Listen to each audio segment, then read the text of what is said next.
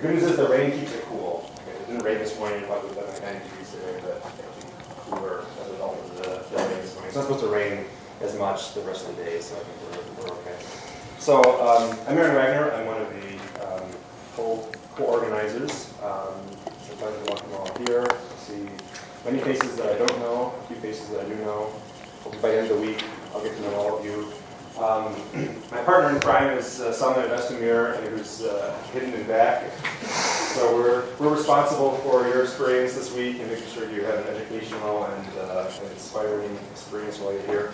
If you have compliments about how things are going, you like your room, you like the technical program, you can share that with me. If you have complaints, like why did the dinner close so early last night, or why is it raining, you can direct those to Salman.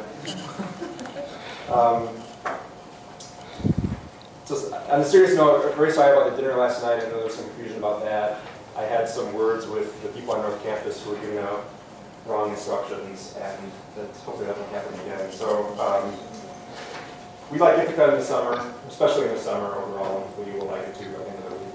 So the way this works, we have technical lectures in the mornings all week. We have a full lineup of distinguished lecturers for the mornings. So those will be about 3 hours, roughly 9 to noon. We'll do a break halfway through at about 10:30. And then in the afternoon we have, as you saw in the schedule in your packet, we have the poster sessions. Today, after the lecture, we'll do a group picture immediately outside.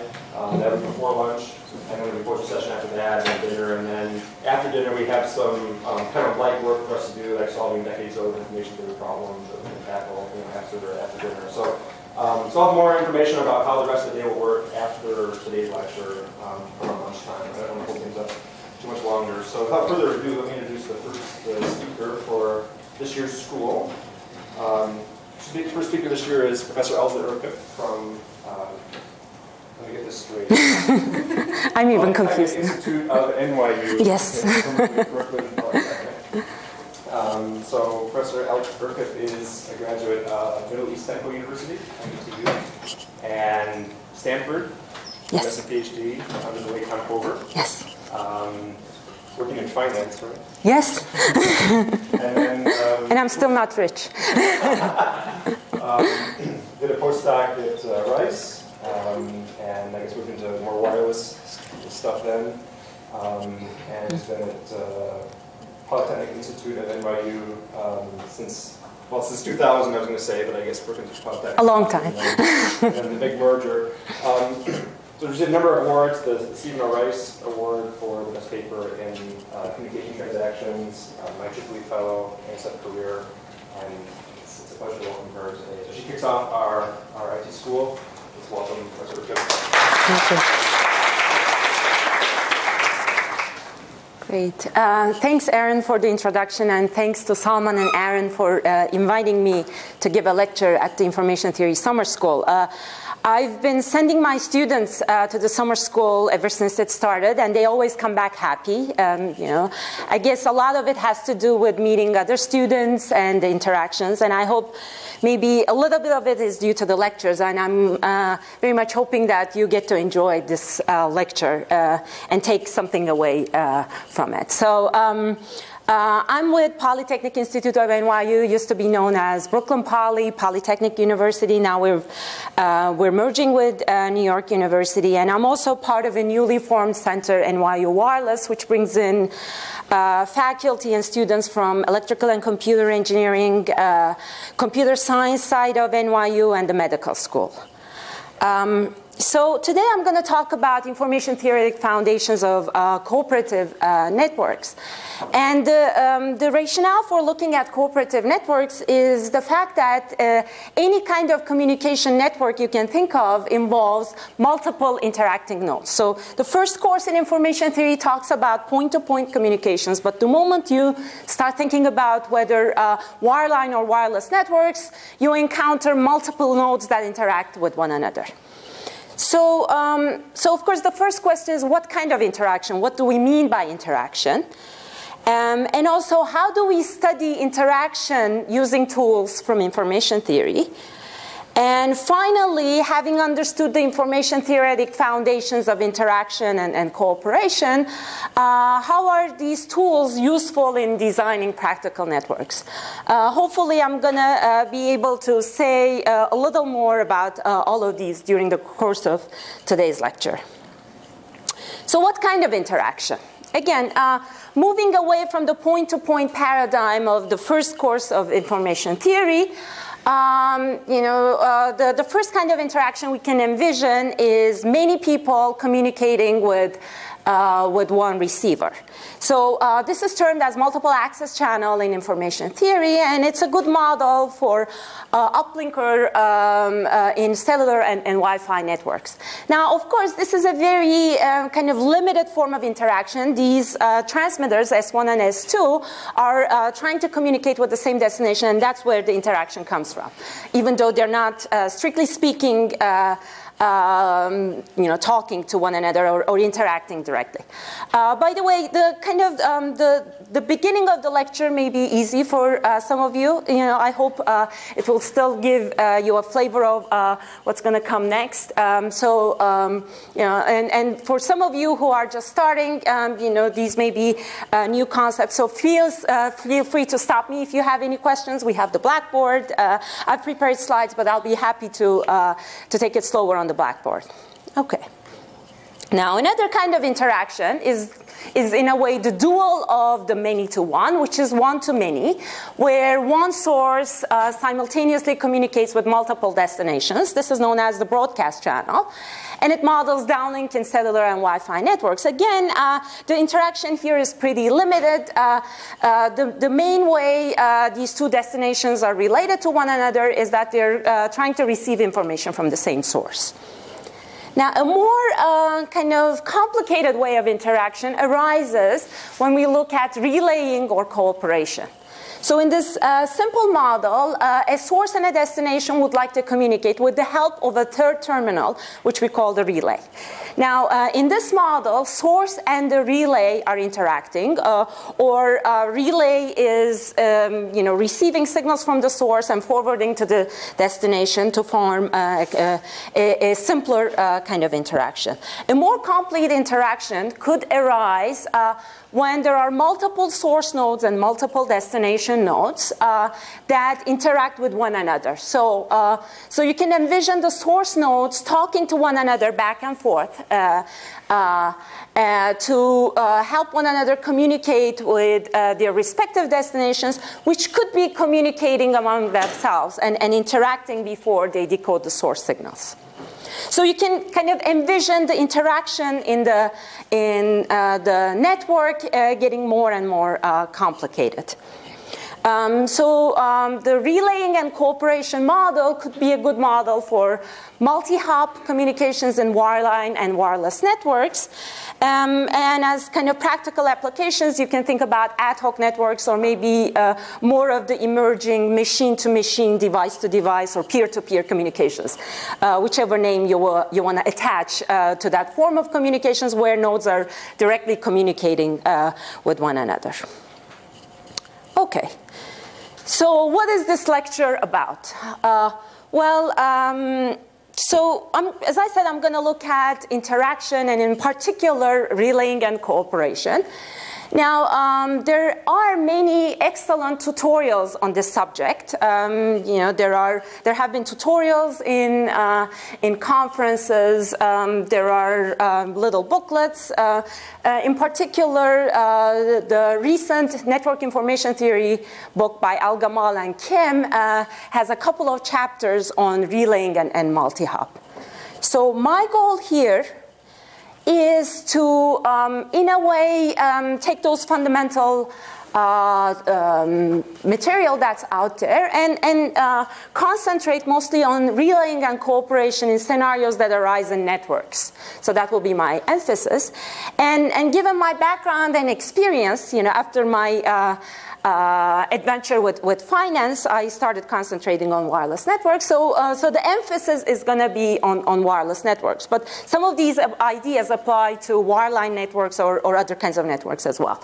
But a lot of my examples will be inspired by wireless networks. Now, thinking about wireless networks, the first thing that we are going to focus is fading and cooperation, how fading impacts cooperation of nodes, and what some of the right metrics are. Then we're going to look at cooperation in bigger networks, in multi-user channels. If you have multiple users existing in a network and that either those nodes could be interacting with one another, or there could be separate relays that facilitate communication among multiple parties.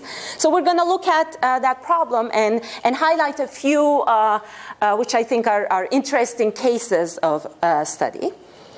Then thinking about networks, we're going to kind of shift our attention to sensor networks, where there isn't only a channel to communicate over, but there are sources to be sent and communicated over those channels as well. So we're going to look at the interaction of source and channel coding in cooperative networks. And finally, I'm going to kind of talk a little bit about how some of the information theoretic ideas could be applied to more practical systems. Of the deep information theory results that we've looked at, which ones are applicable to networks, or when we're applying them, which ideas stay and which ideas have to be kind of simplified in order to make sure that information theoretic ideas can be useful in current networks.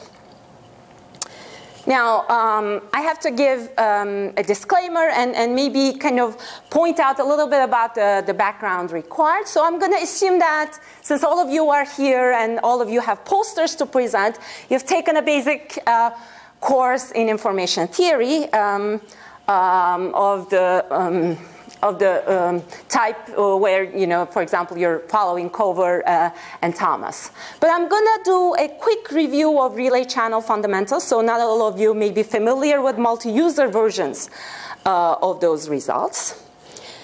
Now, obviously, as with every lecture, the coverage reflects my own taste and experience, and I'm going to apologize in advance for any omissions. It's just, that I'm trying to present you my point of view.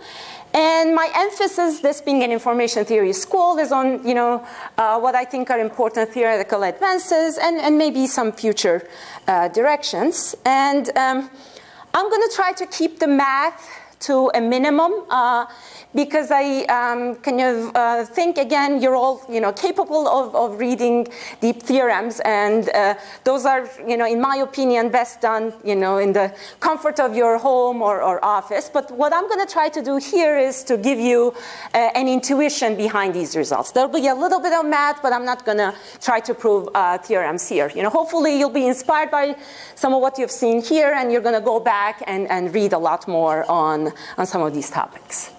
Okay. Now, with this, I'd like to dedicate this lecture to Tom Cover, one of the greatest information theorists and a wonderfully inspiring teacher and mentor. And Tom, among all his research contributions, has also done a lot of work in multi-user information theory. He was one of the founders of multi-user information theory. And he, together with Al Gamal, had one of the most important results in the relay channel, which we're going to cover today. Now, I was privileged to be one of his 63 PhD students. And in fact, when I showed up at Stanford, I was determined to do a PhD in electromagnetic wave propagation. Then a friend of mine gave me a copy of his book. It was still in draft form. It wasn't published yet. I started reading it, and I was blown away. Then I met him in person and realized what a charismatic and intellectual person he was. And I kind of decided to make the switch to information theory, and I'm very grateful for that.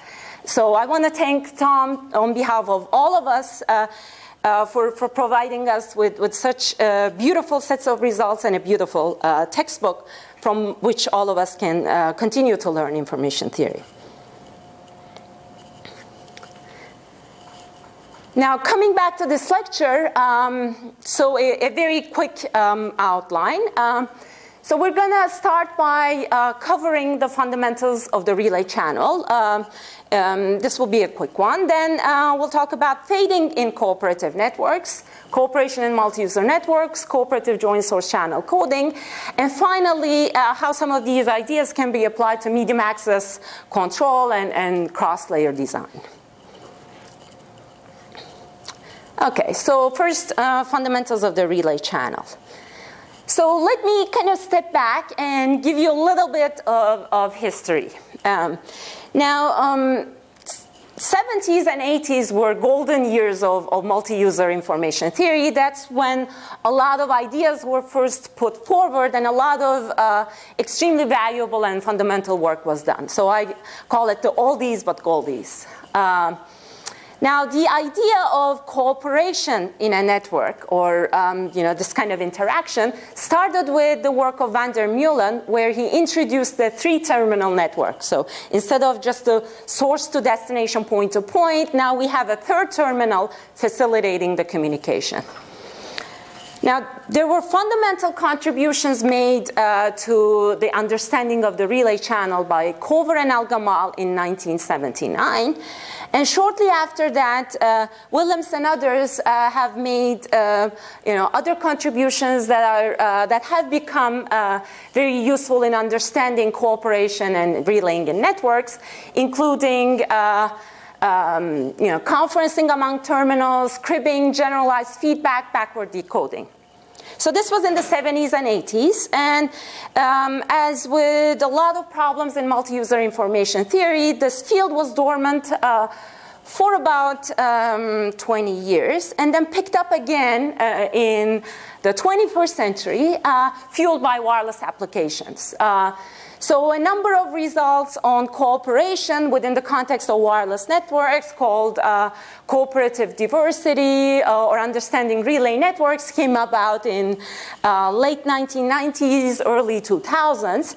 And many fundamental contributions were made, including some of Salman's work, which I'm going to touch upon briefly later. Again, there are many, many more, so I kind of apologize for not being able to write every kind of fundamental contributor author's name. But there are many interesting results out there. So what are the fundamentals? It all goes back to this three-terminal network, which we call the relay channel. So there's a source destination and a relay trying to facilitate the communication. Now, how is this related to two-hop communications? So in a two-hop communication network, first source sends a signal to the relay. Then the relay forwards to the destination. Okay? As opposed to this, in a fully fledged relay channel, when source transmits its signals, again inspired by wireless applications, both the relay and the destination receive a signal. Then in the next phase, relay and source simultaneously forward to the destination. Hence, when you look at this model a bit closely, you realize that the relay channel is actually a concatenation of the broadcast channel, where the source is broadcasting to the relay and the destination, and the multiple access channel, where the source and the relay are simultaneously communicating with the destination. So in and of itself, it's bringing together two important multi-user channels. And two-hop becomes a special case of the relay channel.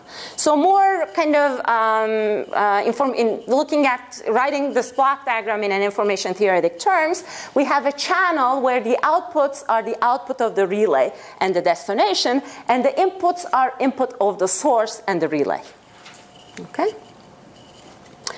Now, what are some basic fundamental assumptions? First, the relay is causal. So the relay cannot look into the future, which means that relay input at any particular time t only depends on the relay output up to and including time t minus 1. Okay? Now, one common assumption that actually all of the information theoretic work made in the early part of relaying and cooperation is the fact that relay is full duplex, meaning that the relay can receive and transmit at the same time. So it did not put any limitations on the duplexing capabilities of the relay. When the wireless applications came along, a number of groups started looking at half-duplex constraints, which are more restrictive, which say that the relay can either listen or transmit, but not both. And we're going to elaborate on these a little more in this lecture.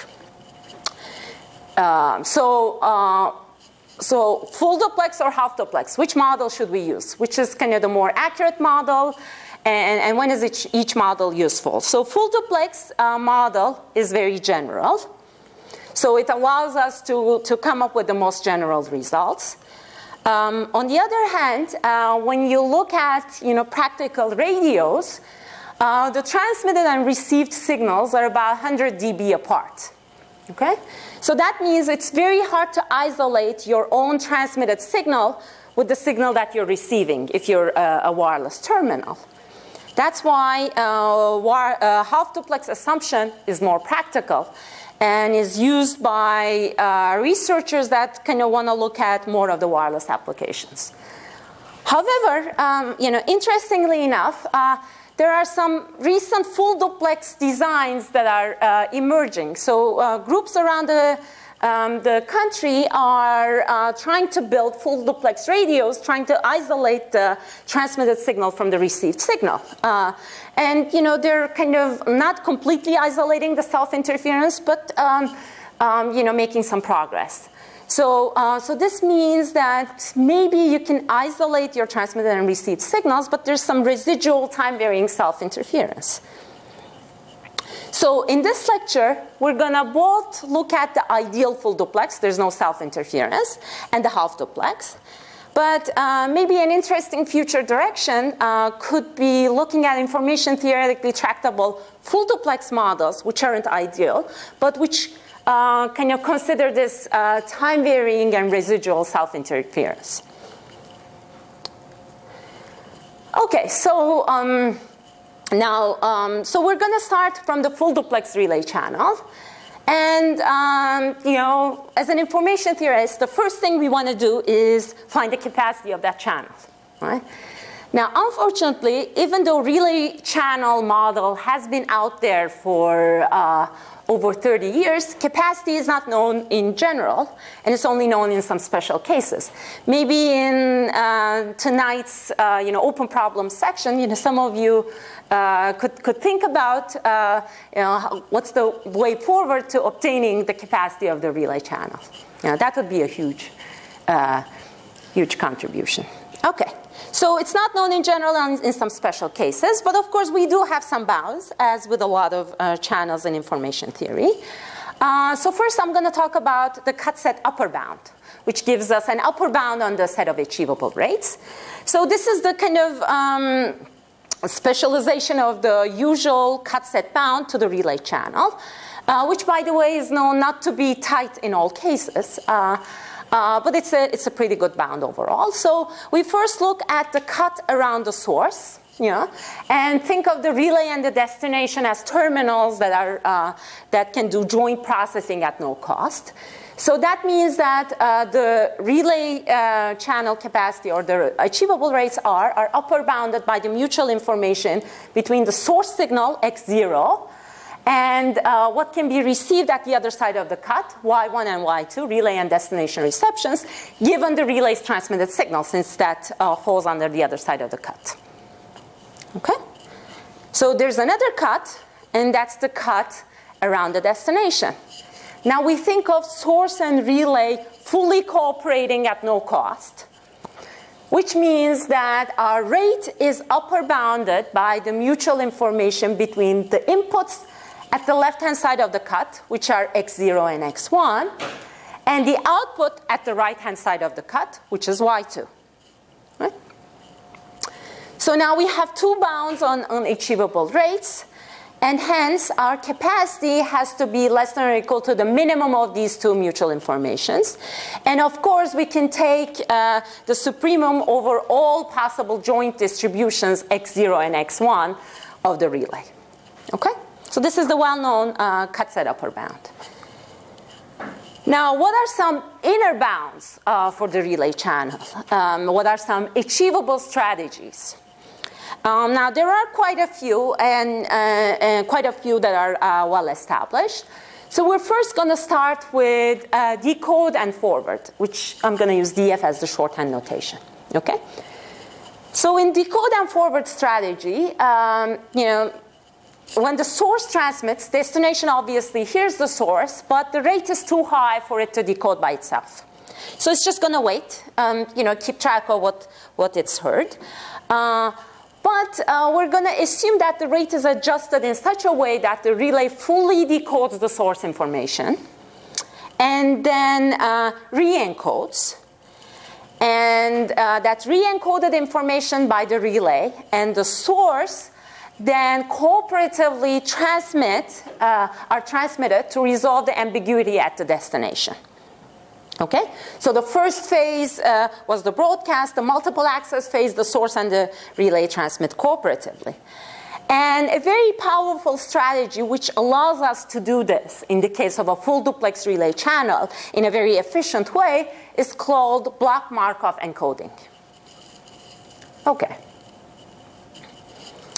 So what do I mean by block Markov encoding? And by the way, block Markov encoding is a communication strategy that's fundamental to a lot of multi-user networks that involve cooperation. So this was kind of one of the fundamental results that was put forward in the 70s and 80s. Okay, so here's how the encoding is done. So we know that in information theory, we like taking block lengths to infinity, right? But now we're not only going to take the block length to infinity, but we're going to involve many, many blocks, many such blocks. So we're going to have b plus 1 blocks, all of which are of length n, and both b and n go to infinity. So delay-wise, this is kind of infinitely, it takes infinitely longer than the regular point-to-point transmission, okay? And so in these b plus 1 blocks, in the last block, no new information will be transmitted, but it's okay. Since everything is going to infinity, our rate will be maintained. And the way block Markov encoding works is as follows.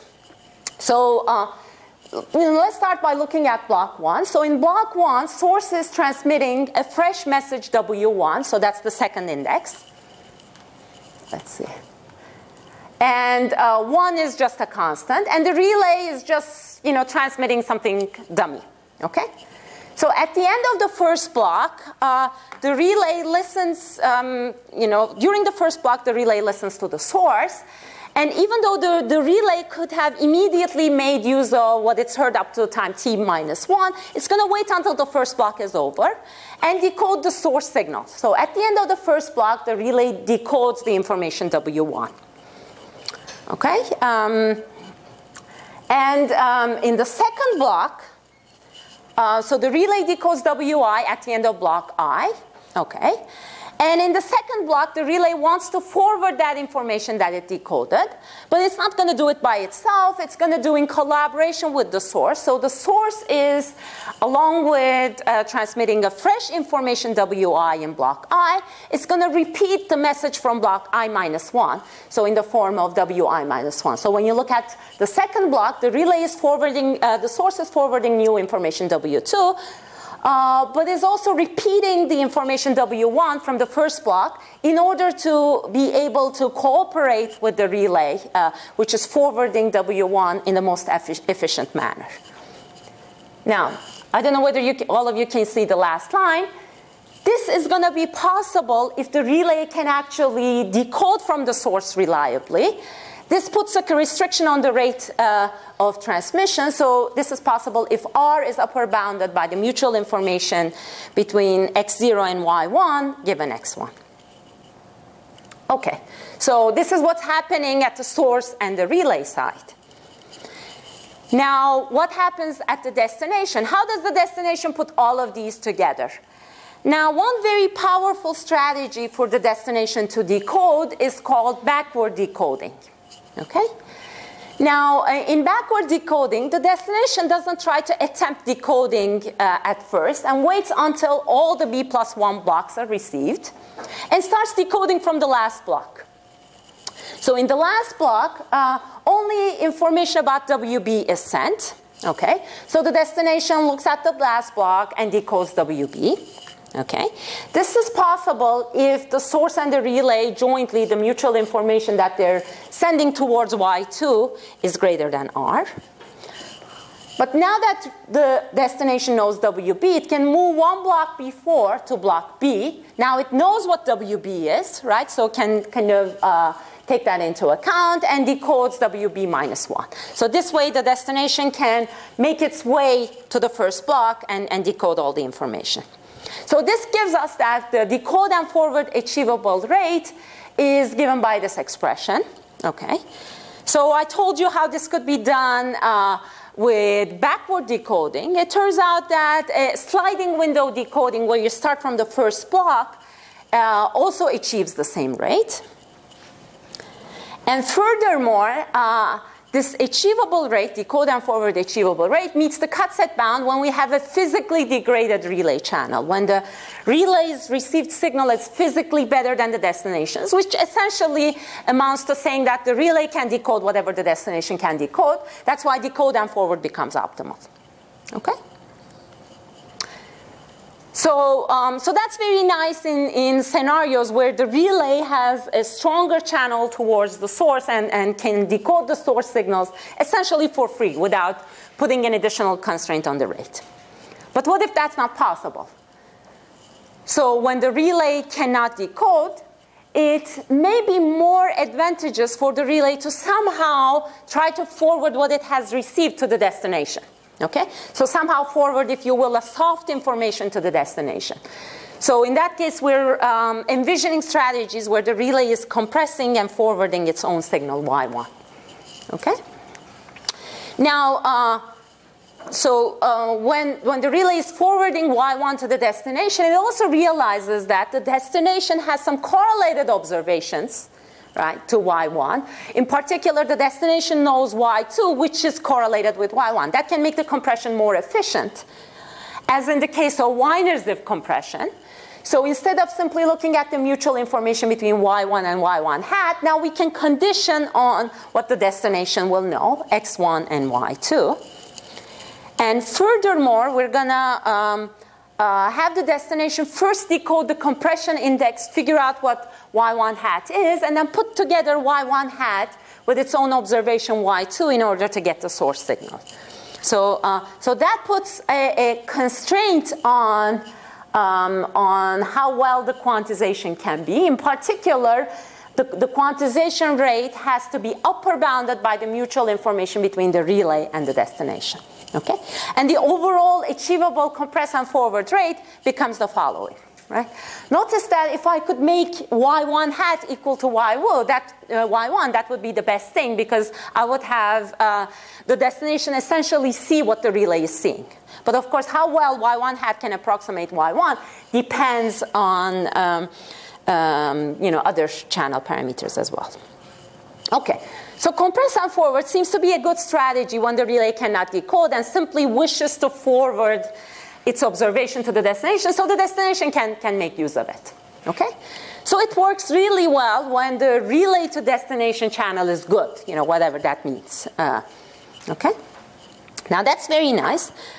But unfortunately, there are some limitations that compress and forward has. Okay? So the way it's structured is that the destination first has to decode Y1 hat, okay, before it does anything.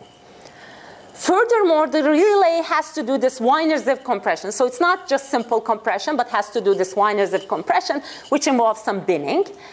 And in particular, when we get into wireless channels, and I'll kind of point to this when we're there, the exact statistics of what the destination is hearing may not be known at the relay due to limited channel state information. So the relay may not know how much to compress. Okay? So while compress and forward is good, there are kind of some limitations. Now, what are possible solutions? Well, the first one could be, don't use Wiener-Ziv compression, use some simple compression. Maybe it's going to work as well. And instead of decoding the index of Y1 hat first and then decoding the message, do some joint decoding of compression index and the message. And also, the original compress and forward assumes that we have independent messages in each block of our block Markov encoding. Maybe we could do repetitive encoding of the same message over B+1 blocks. Indeed, it turns out that all of these ideas can be incorporated into the framework of compress and forward and make it more efficient, leading to recently developed quantized map and forward and noisy network coding ideas. Okay? Now, the advantage of these ideas is that while for a simple relay channel, where everything is known, it doesn't make much difference in terms of achievable rates. They work really well in wireless scenarios, and they can easily be extended to relay networks. Okay, so I'm going to talk a little more about these later, and I suspect, looking at Suhas Dikgavi's lecture title, I think he's going to talk a little more about quantized map and forward. Okay, I don't know. I'm just betting. Yeah.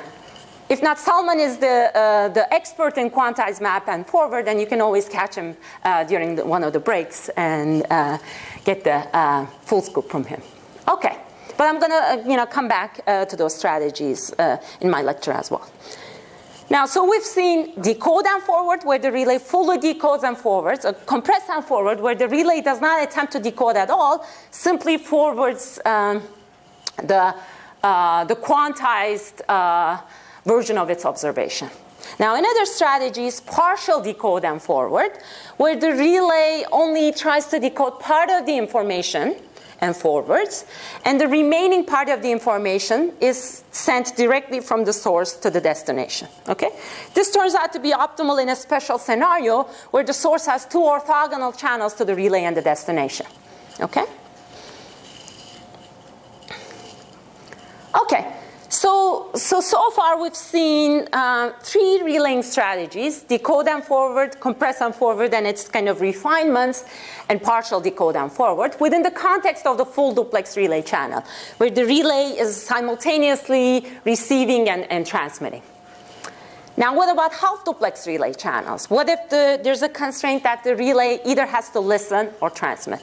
It turns out that these kind of strategies can be easily extended to the half duplex relay channel, but when we have a half duplex relay, we have to be careful. Why? Because we need to think about two phases, where in the first phase, while the source is transmitting, the relay listens. The relay is not active.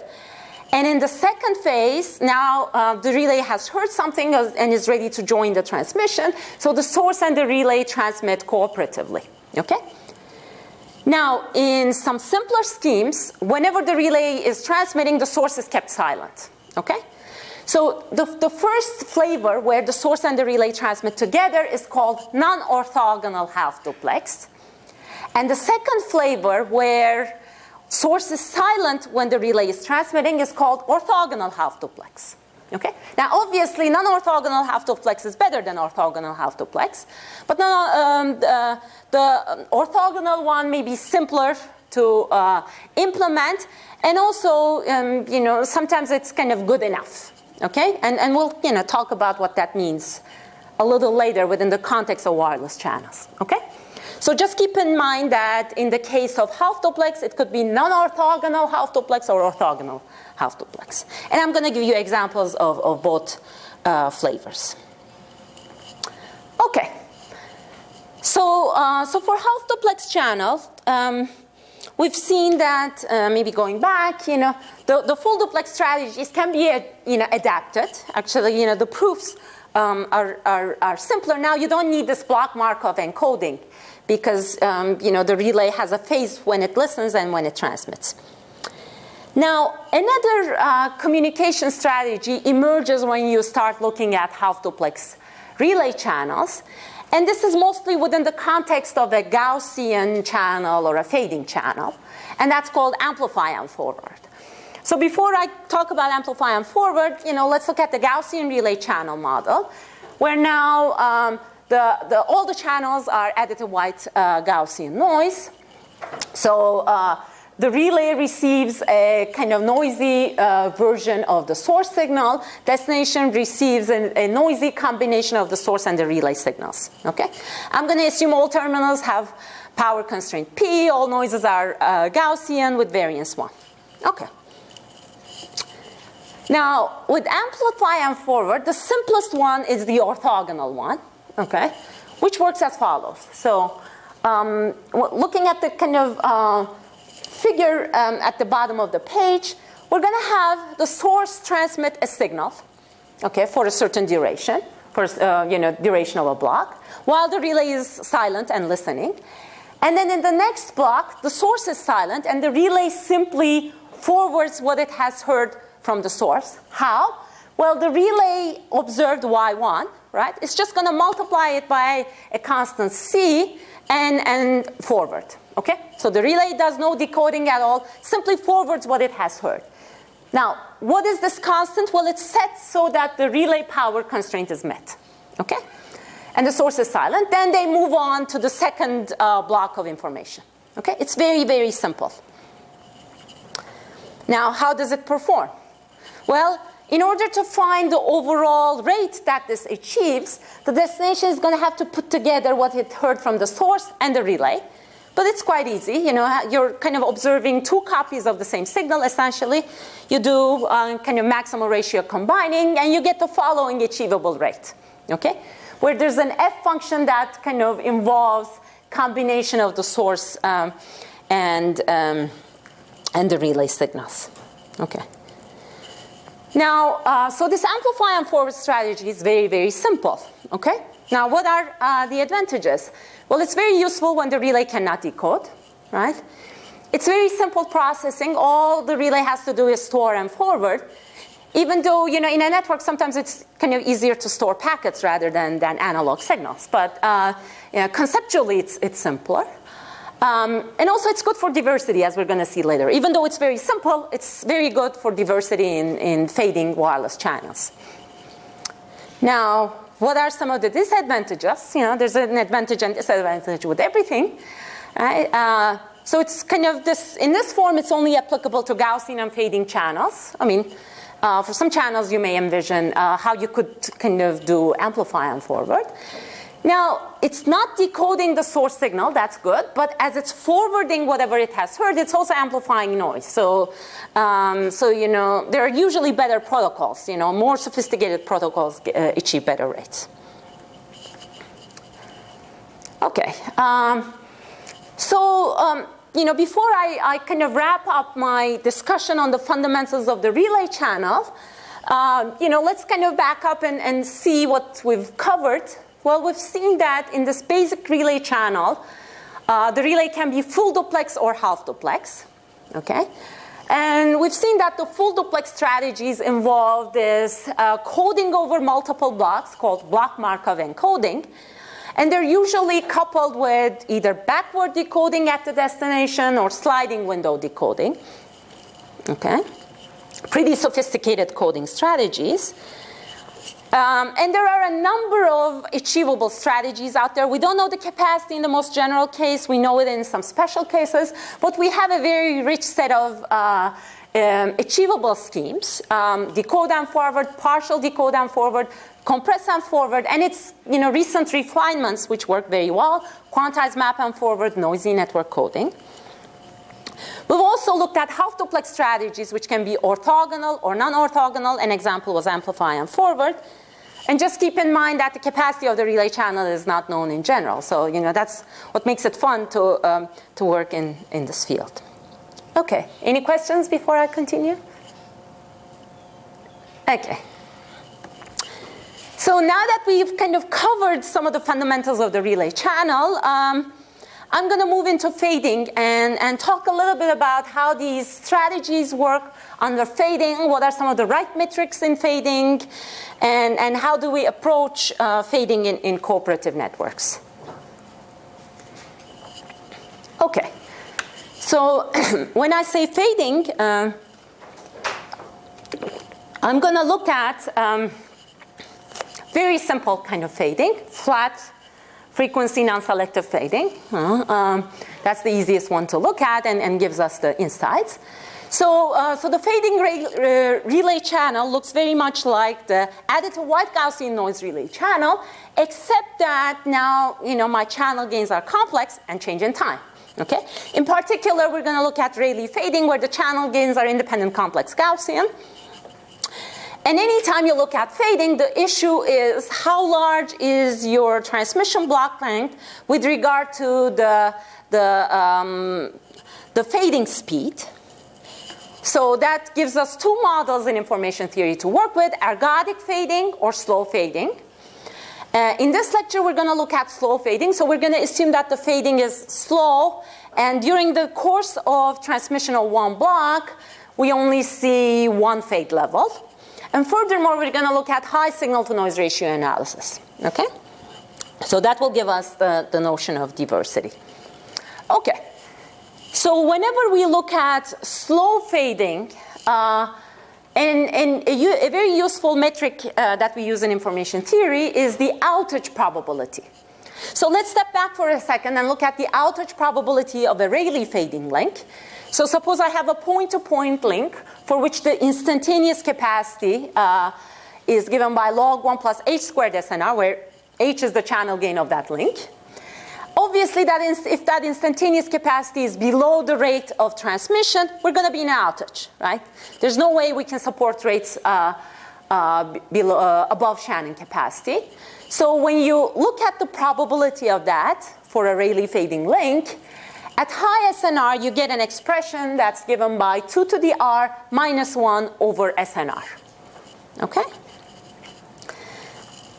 Now, assuming that we have good channel codes, we're going to have low probability of error when the channel is not in outage, and only outage will give us errors. So we can approximate probability of error with probability of outage.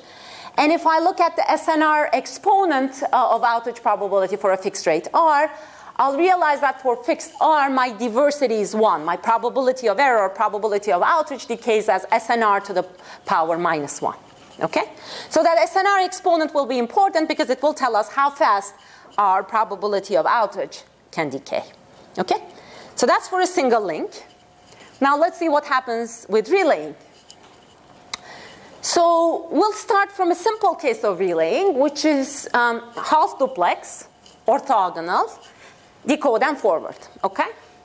So this is kind of the same decode and forward. Now I'm gonna kind of change it slightly to match with the half duplex orthogonal assumption, and also slightly to fit within the context of wireless, okay, fading channels.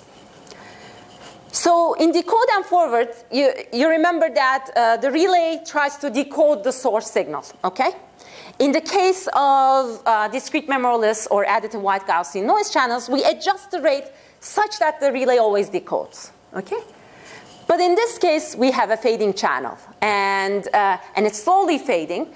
So no matter how hard we try, we may not be able to force the relay to decode. So the relay may be in outage, okay? So in this fading version of decode and forward, the relay tries to decode the source signal. If it's successful, that's great. Then it re-encodes and forwards. And the destination combines the signals from the source and the relay, okay? But if the relay fails, if it's an outage, then instead of giving our, saying that we've been defeated, well, we say maybe the destination was lucky and got a good signal. So we're going to let the destination try to decode the source signal only from what it's heard from the source, okay? So this is kind of the refined version of decode and forward, and we're going to do this in a half-duplex orthogonal way. So when the relay transmits, source is not transmitting. It just makes things simpler, okay?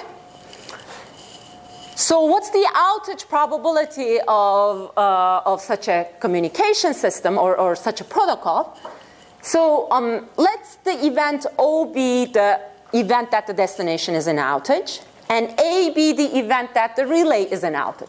Okay?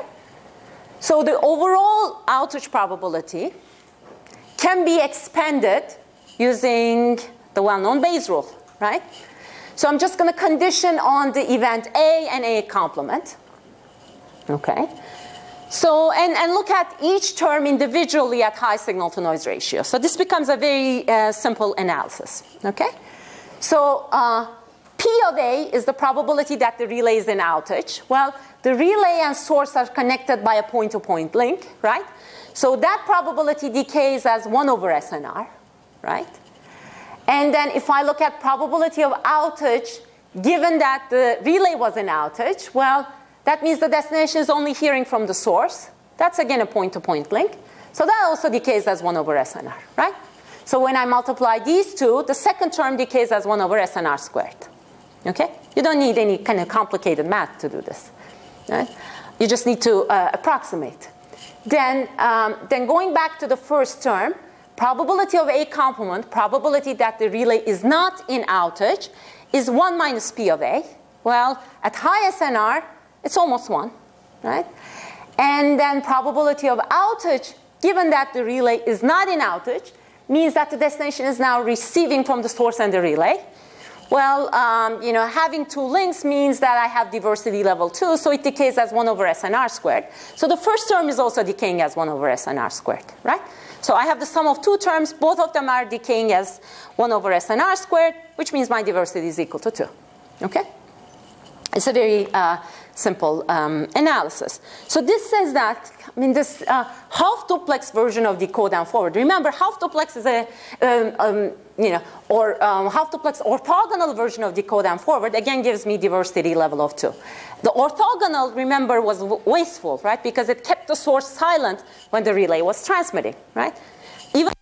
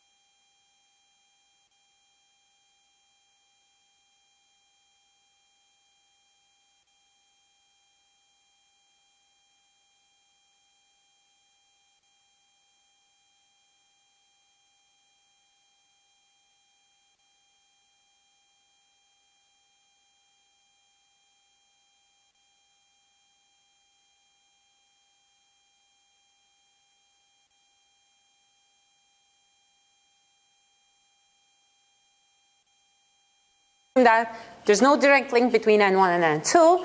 N1 wants to send the message W1 to N2, and N2 wants to send W2 to N1, simultaneously through the relay. Okay, suppose we have a half duplex relay, okay? Now, what are kind of some simplest ways you could use this relay? Okay, well, you can say, first have N1 transmits its information to the relay, then the relay forwards to N2, okay? And you can do the same for N2 to N1 communication, right? So have N2 send its information to the relay, and relay forwards to N1, okay? So this is kind of a simple multi-hopping, first done from left to right, then from right to left. Okay, but you know information theory, right? And you realize that one could be more efficient with these communication phases. In particular, rather than sending to the relay separately and then receiving from the relay separately, these nodes can act together. So in phase 1, N1 and N2 could send their information to the relay as in a multi-access phase. So this is a multi-access channel. Then in phase 2, the relay transmits to both N1 and N2. So from 4 phases, I can go down to 2 phases. Okay? So I'm going to assume that the phase durations are fixed and equal. And I'm actually going to use a little bit of math here. I'm going to look at rates and bits per channel use of each phase. So C of x will be my usual Shannon capacity formula. So I have 1/2 because I'm assuming real channel gains. Okay? So, we're going to come up with a bunch of different protocols and compare their rates. Okay? And in the process, we're going to learn about kind of some new strategies or some new things that the relay can do. Okay, so suppose we have a Gaussian channel. So all channel gains are 1. Okay, and nodes have power constraints P. Relay has power constraint PR. The noises are independent Gaussian with variance 1. Okay, and I'm going to assume decode and forward relaying, again for simplicity. Okay, so what did we say? We said that we were going to have 2 phases. Now, it's obvious that the 2-phase multi-access broadcast is better than doing it in 4 phases, so I'm just going to focus on the 2-phase. Okay. So in phase 1, we have a multi-access channel from N1 and N2 to the relay. Okay. So we know the capacity region of the multi-access channel, and we can simply write that down. Okay. So we're assuming that the relay decodes both information, and in the broadcast phase, the relay is going to broadcast information to N1 and N2. So what it's going to do is it's going to form a code word for transferring message W1, X, so it's going to be this one, and another code word for transferring message W2, and it's going to split its power among these 2 messages. Okay? So it's simply broadcasting. Now, notice that when node 1 wants to receive, okay, node 1 already knows its own message. Right? So node 1 can easily subtract x1 r of w1, and it's only going to be left with x2 r of w2 and can simply decode it. Similarly, node 2 knows w2, can subtract it, and is only interested in the message w1. Okay? And assuming equal rate and using symmetry, I'm going to split the power in half.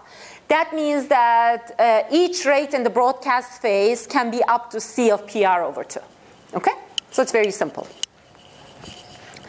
Now, so putting these 2 together, end-to-end rate is the minimum of phase 1 and phase 2. So it's the minimum of these 2. So this is my equal rate. Okay? So this was a very simple strategy. Now let's see whether we can kind of do a little more with this model. So whether we can use the fact that each node knows its own message, maybe in a more efficient way. Let's see. Okay.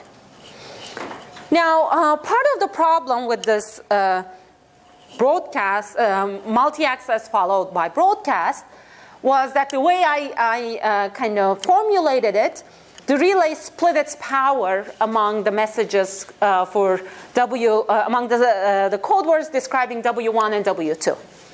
And hence, because of that, we had C of PR over 2 in the second phase. Okay? So let's see whether we can work around that problem. Well, again, we know information theory, so we can kind of come up with codes that are more complicated than simply adding these two signals. In fact, we can come up with a code for the relay that has double index. So that contains both message W1 and W2. Okay?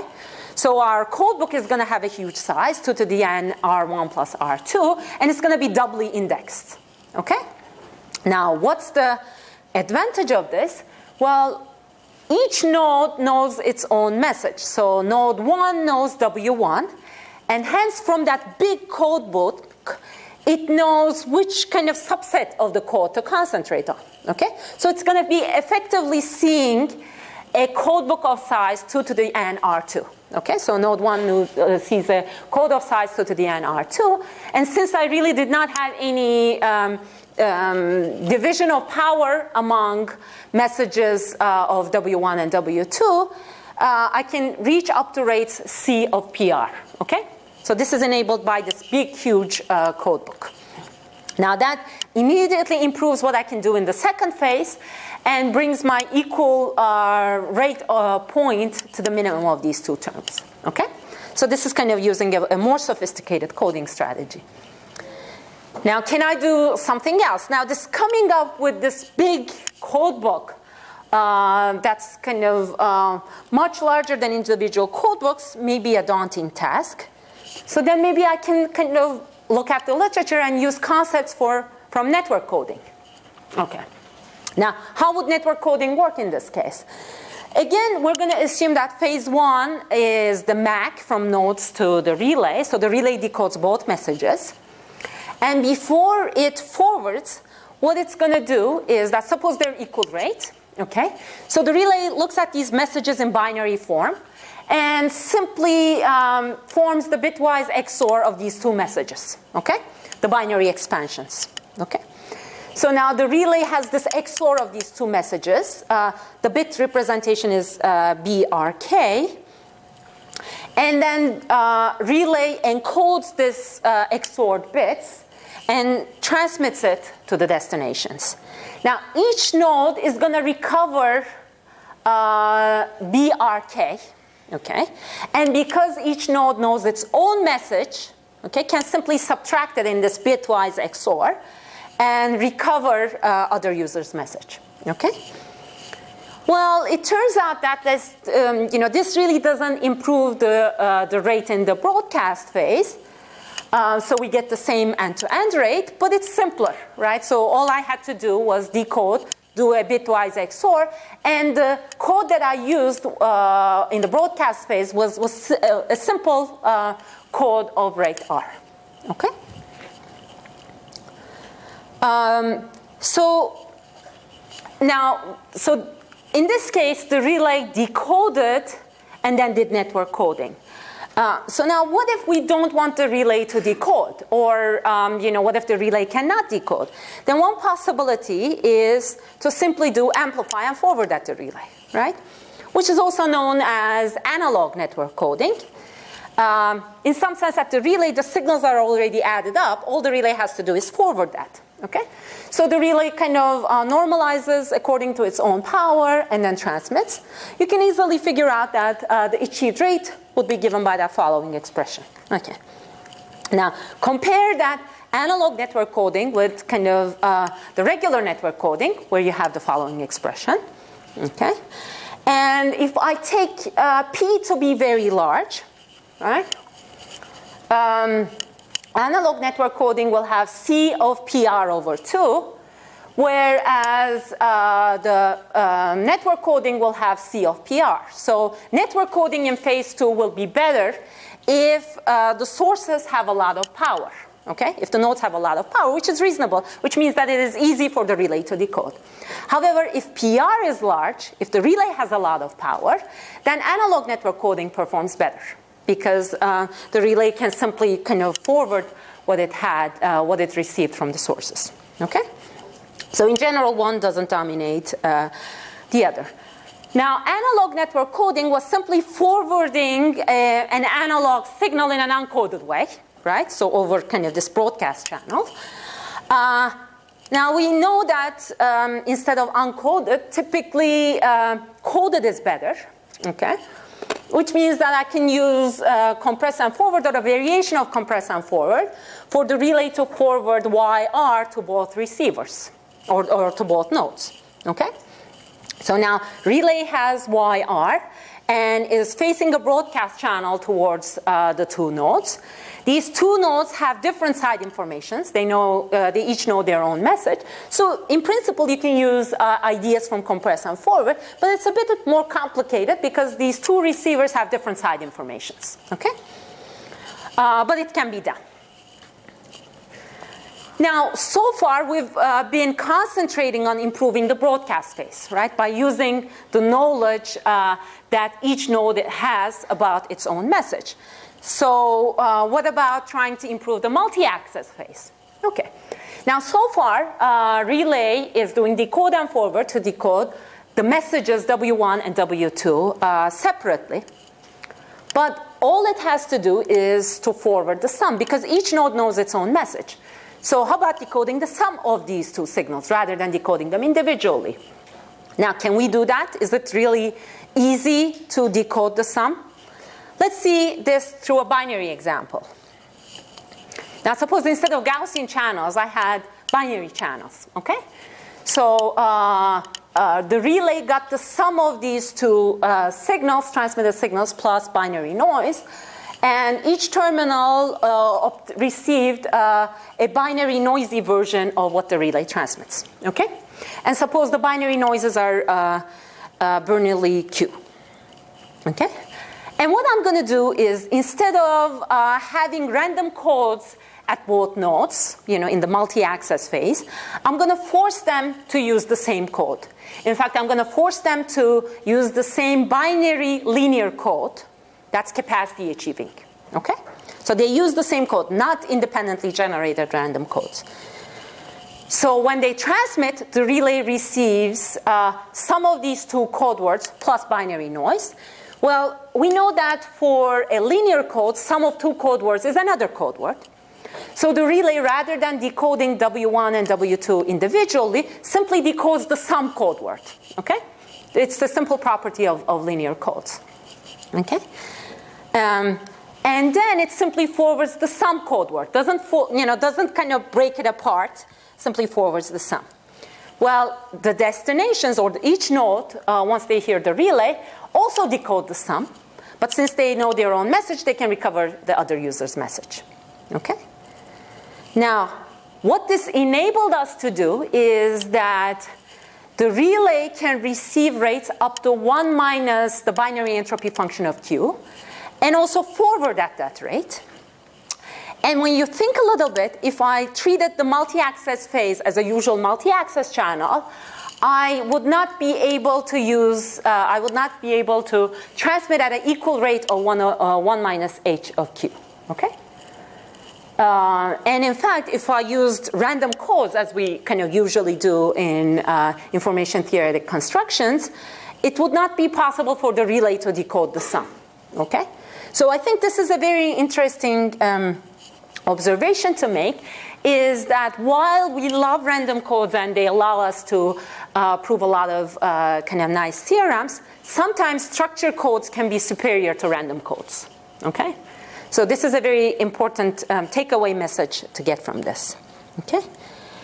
Now, this was a binary example. My original example was Gaussian. So is this possible? Is it possible to do this kind of structured coding in a Gaussian setup? The answer is yes, and there's been kind of a lot of recent work in looking at structured lattice codes to be used in Gaussian channels, and it relates back to computation over Gaussian networks. So that's a kind of very interesting line of work, and it falls very nicely with this two-way relay channel. So and the resulting rates are near optimal.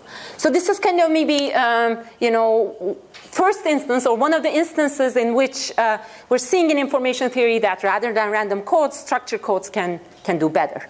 And the relay has an important role here that it didn't have in earlier scenarios, in that it's kind of simply doing network coding and forwarding sums or functions of the messages that it receives. Okay?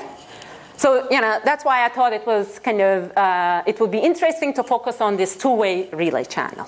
Okay. Now, so let's kind of look at, now let's change gears and look at the role of the relay in an interference channel. And we're going to see that this also highlights a new way of using the relay in interference management. Okay. So before I kind of talk about interference channel with a relay, let me kind of step back a bit and talk about the interference channel, okay? So interference channel consists of two source destination pairs that want to communicate, but they're causing interference to one another. And as with a lot of multi-user information theory problems, capacity region is not known in general, but we know it in some special cases. So looking at the Gaussian interference channel, assume that the direct links have gain 1, so this is the standard interference channel, and the cross links have gain Aij. Okay? So we're going to say that this interference channel is in the strong interference regime if the cross-link gains are greater than 1, and in the weak interference regime if the cross-link gains are smaller than 1. And the best known achievable scheme for this interference channel is due to Hahn-Kobayashi, also known as the Hahn-Kobayashi or HK scheme, and it involves splitting the message of the transmitters. Okay?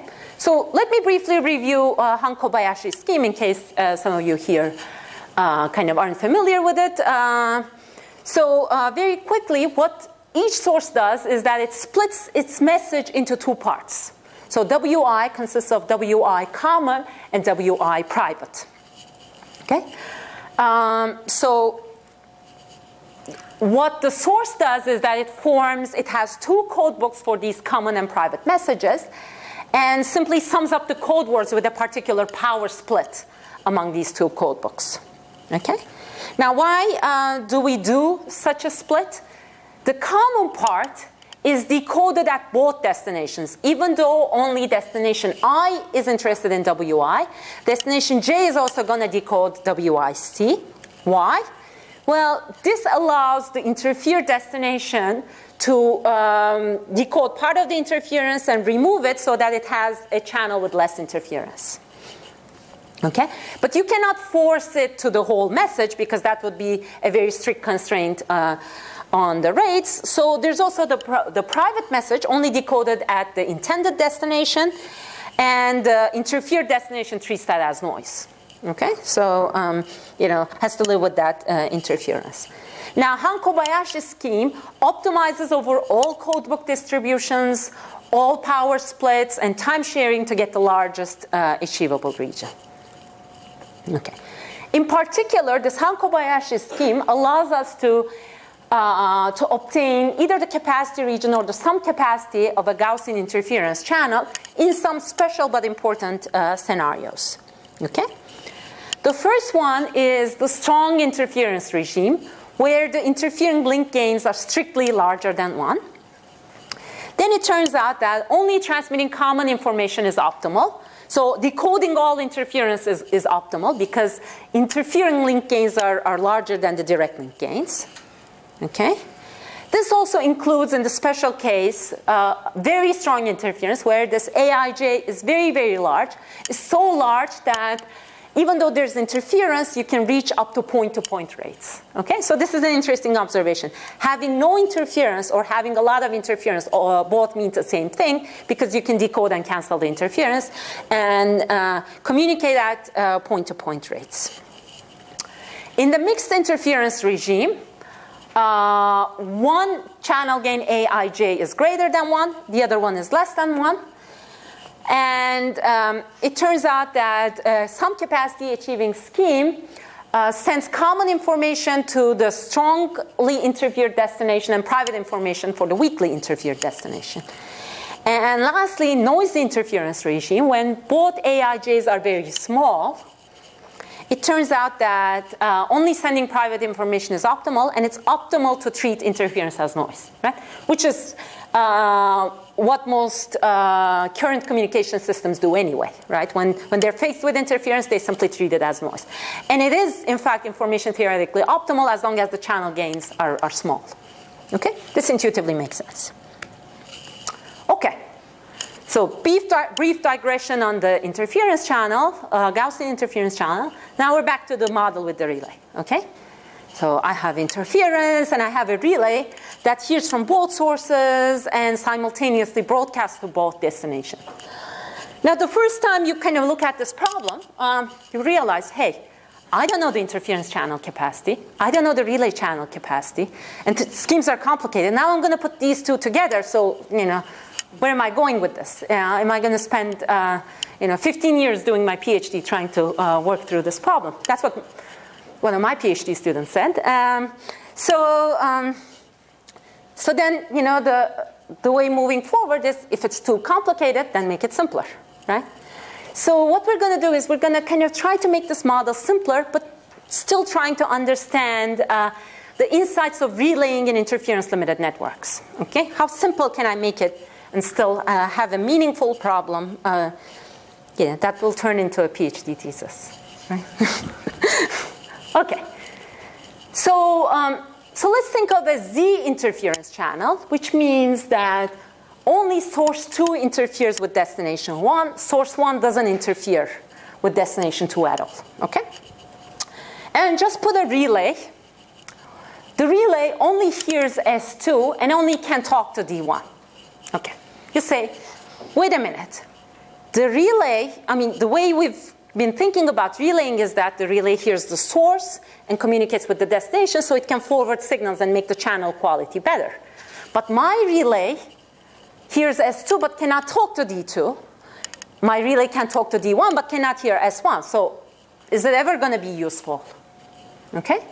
Well, the answer is yes.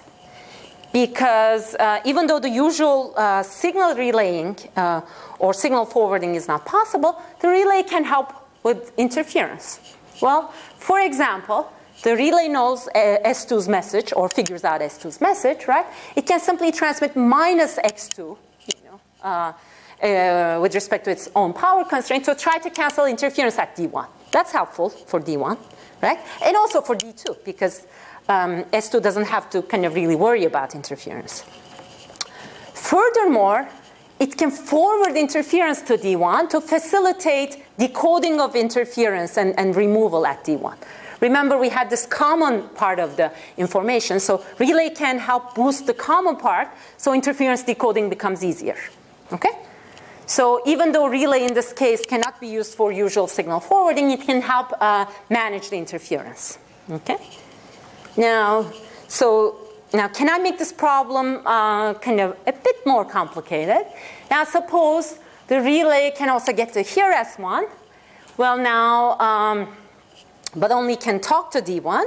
So it can manage interference, can do interference cancellation and interference forwarding, but also can do the usual signal forwarding, right? It just has to figure out what's the best combination. Okay?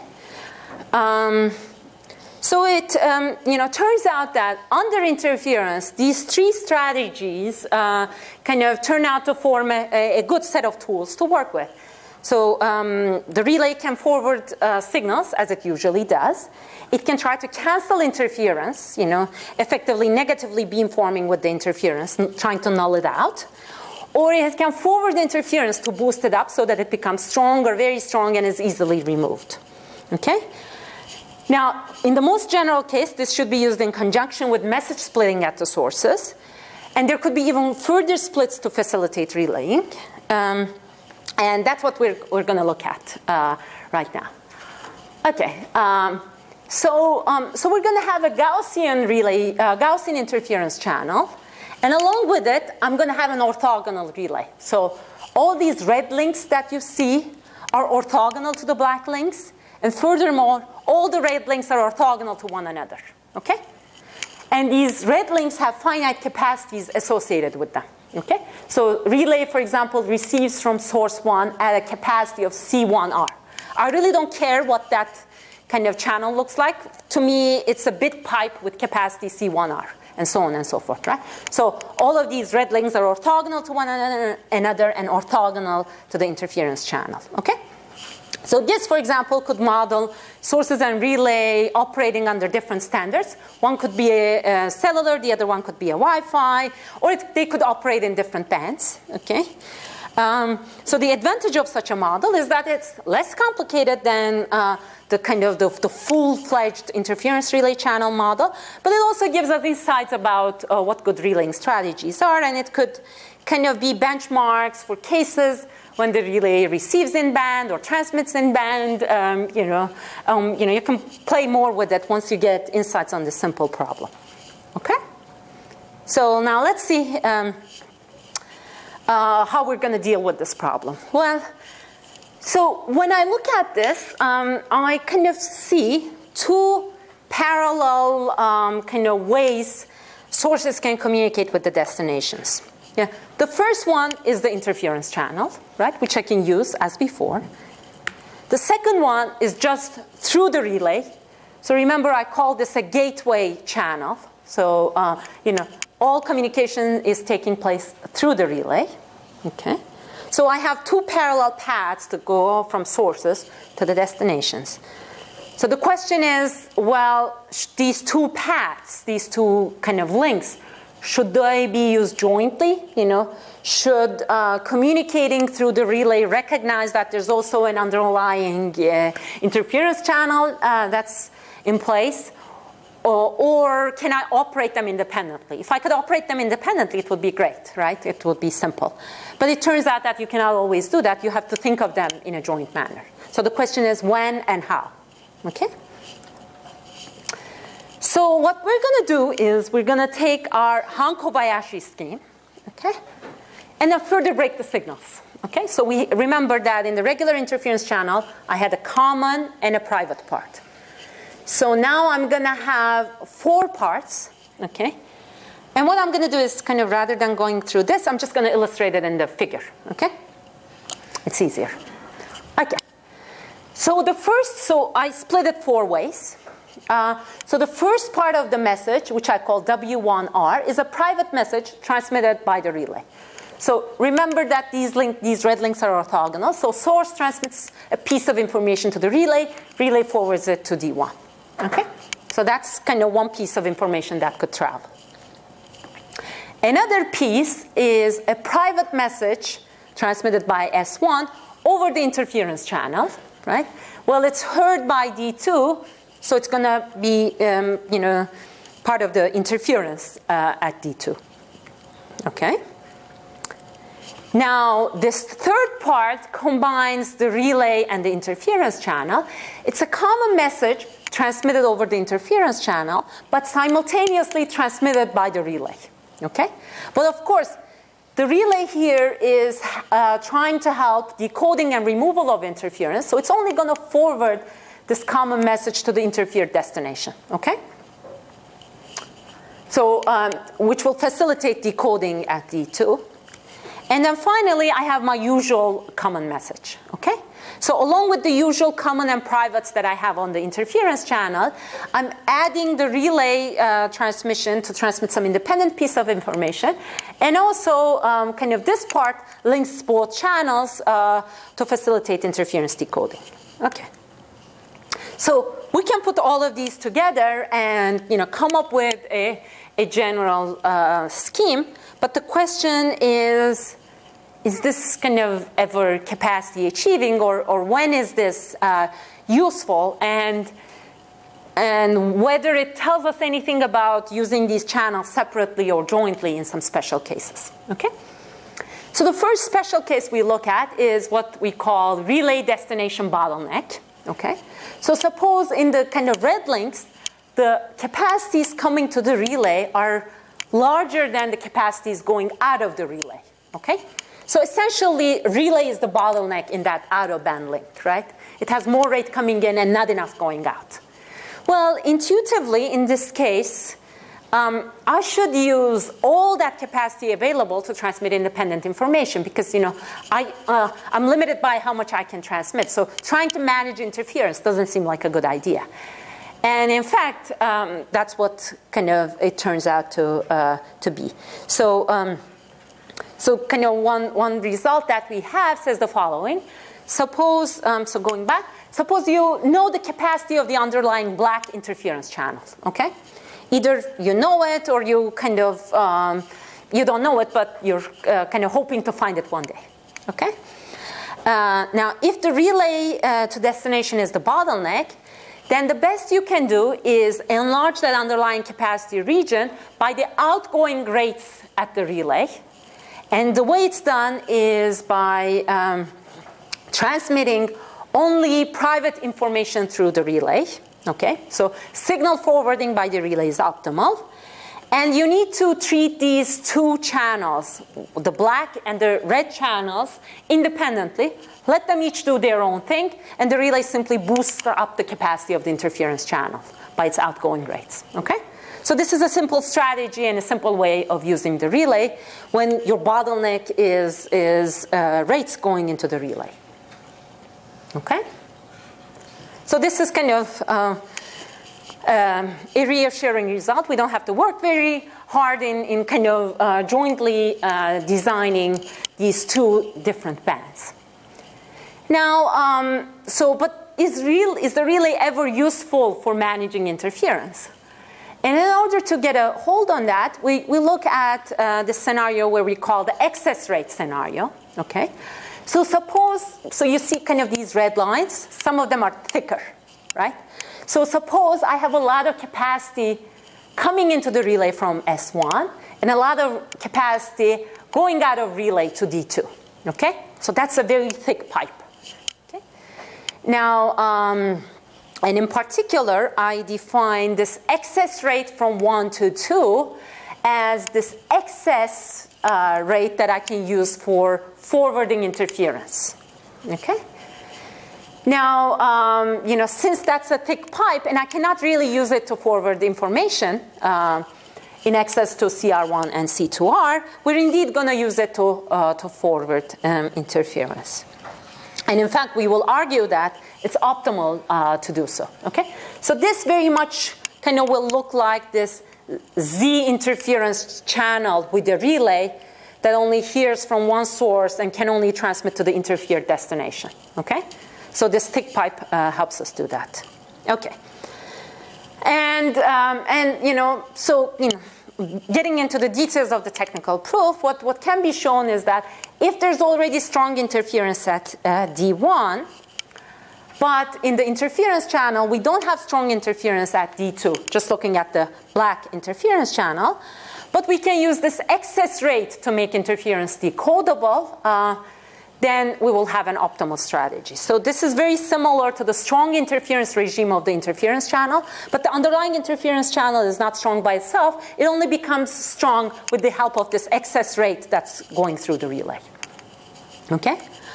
Alternatively, we can think about something that gives us the flavor of the mixed interference regime, where the interference at D1 is weak, but again, with the help of the relay, interference at D2 becomes strong.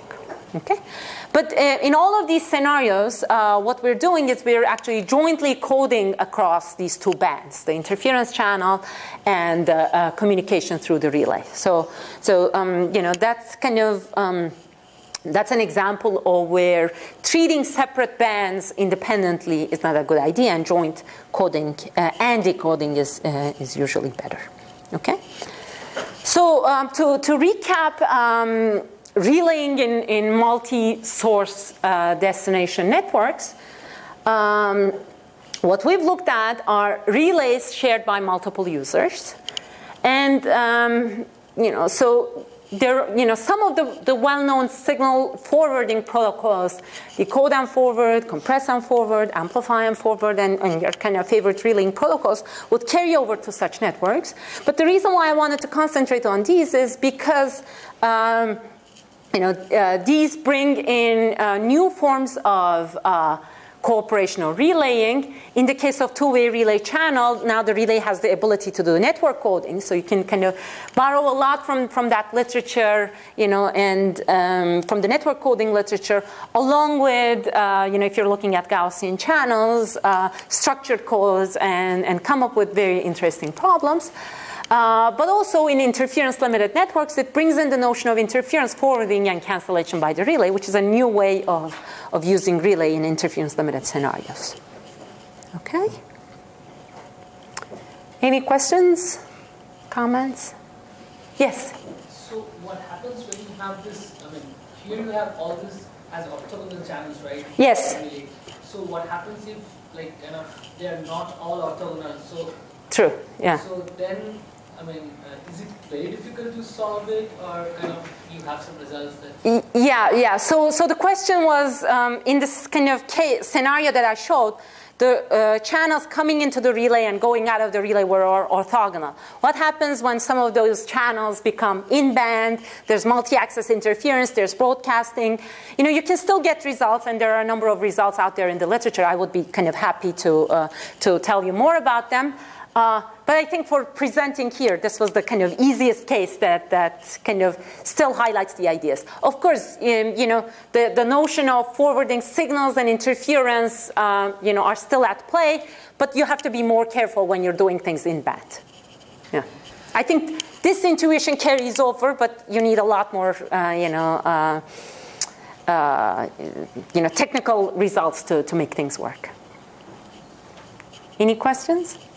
Any other questions? Okay, so now I'm gonna change gears again. As I said, the theme was looking at cooperation and relaying in kind of networks, and so far we've only been focusing on the channel aspects of networks. Sensor networks are also kind of widely used, and they're kind of emerging from sensor networks that you put out in the field to sensors that you put on your body. So as information theorists, the moment we hear about sensors, we think about sources and channels, first separately, then jointly. So I'm going to talk a little bit about how joint source channel coding can be done under cooperation, okay? And I'm going to just focus on the relay channel because it kind of simply gives an overview of some of the ideas. Okay, so now along with my channel, I'm going to have sources, okay? So suppose I have a source S0 that I want to describe to the destination through a relay channel, okay? So this reproduction can be either lossless or it could be lossy. Okay? So, the one thing that I can do is, we've kind of all seen about joint source channel coding and separation of source channel coding. Right? That's one of the fundamental results in information theory that allowed compression and channel coding communities to prosper independently. That you can kind of put these two, you do compression optimally, you do channel coding optimally, and then you put them together, it becomes optimal, right? But that's true for the point-to-point channel. So the question is it really correct for cooperation scenarios? So in this simple example, right, I can first compress the source and send over the channel. And it turns out that in this simplistic setting, it is optimal to do so. But the question is this always optimal in more complicated network scenarios? Do I really have a source channel separation for cooperation? The short answer is no. Okay? But, we'll see how and why. Okay. Now suppose as I said, I'm trying to model a sensor network. So it's not only the source that has access to the sensed environment, but the relay and destination may see correlated versions, right? So S0, S1, and S2 are all jointly distributed, and suppose I'm still interested in reconstructing S0 at the destination. Okay? The question is, do I again have separation in this model? And if I don't, what are some good strategies? Well, in a classical relay network, right, when I didn't have the sources, the relay was helping by forwarding its received signal, decoding or compressing and amplifying and forwarding. Now, relay observes a correlated source as well. So that could, first of all, help relay receive better, receive at higher rates or make a better kind of reconstruction of S0 because it has some side information, okay? So it turns out that, the relay can use its side information to receive in an easier way from the source. For example, in the extreme case, when S1 is equal to S0, the relay doesn't even have to listen to the source. But also the relay can help by forwarding its own correlated information to the destination. So what do I mean by that? Now, think of an extreme scenario where there's correlated observation at the relay, but there's no channel between the source and the relay, okay? So if this was a regular channel coding problem, the relay would be useless, right? Because it doesn't hear anything from the source. But now the relay already has a correlated observation, right? So now, obviously if S0 and S1 are independent, the relay cannot help. But if they're correlated, the relay can forward its S1. Suppose relay to destination channel quality is very, very good. So then the destination can effectively figure out what S1 is and will help in figuring out S0. So, this is also known as source cooperation and is very well kind of investigated in the source coding literature as the helper problem, right? So in this case, the relay is my helper, right? Just for forwarding source signals, okay? So now I can put these two together. The relay can forward what it heard from the channel, but it can also forward its own side information, right? So, and there could be a nice interplay about what to forward and how to forward and when to forward what, okay? So, so this kind of seems to suggest that maybe there is really no separation between source and channel coding in the relay channel. And I kind of want to step back just for a few minutes and give you a very quick overview of source channel separation in networks. It may be new to some of you. I'm going to show an example which is very well known. So, if you're already familiar, hopefully this will be a kind of just refreshing your memory. Okay. So we know that Shannon has established a source channel separation theorem, which says that when communicating over a point-to-point channel, you can do separate source and channel coding. This holds for lossless or lossy compression, okay? Which means that I can break the transmitter into a source encoder and a channel encoder, and break the receiver into a channel decoder and source decoder, design the best channel code in the world, design the best source code in the world, put them two together, you get the best transmitter and receiver, okay? This is a great result. Why? Well, it brings modularity, right? So people can focus on compression and channel coding, and you can kind of simply benefit from existing source and channel coding techniques. And you don't have to redesign a source and channel code that matches the source and the channel at hand whenever you see a new network, right? So this is nice. But, of course, as with all Shannon type of arguments, this brings in infinite delay and complexity, unless you're working on the finite block length regime. It assumes that sources and channels are ergodic. So the moment you put in fading and slow fadings, things start to break. And furthermore, even with infinite delay, complexity, time invariant channel and source, the moment you put multiple users, the separation breaks. Okay? So let me give an example. It's a very classical example that illustrates why in networks we do not have separation. Okay? And then I'm going to come back to relays with sources. Okay? So I have a multi-access channel. Okay? And so the channel is very simple. There's no noise. Output is simply the sum of the two inputs. Okay? And the inputs are binary. And this is a regular sum, not a binary sum. Okay?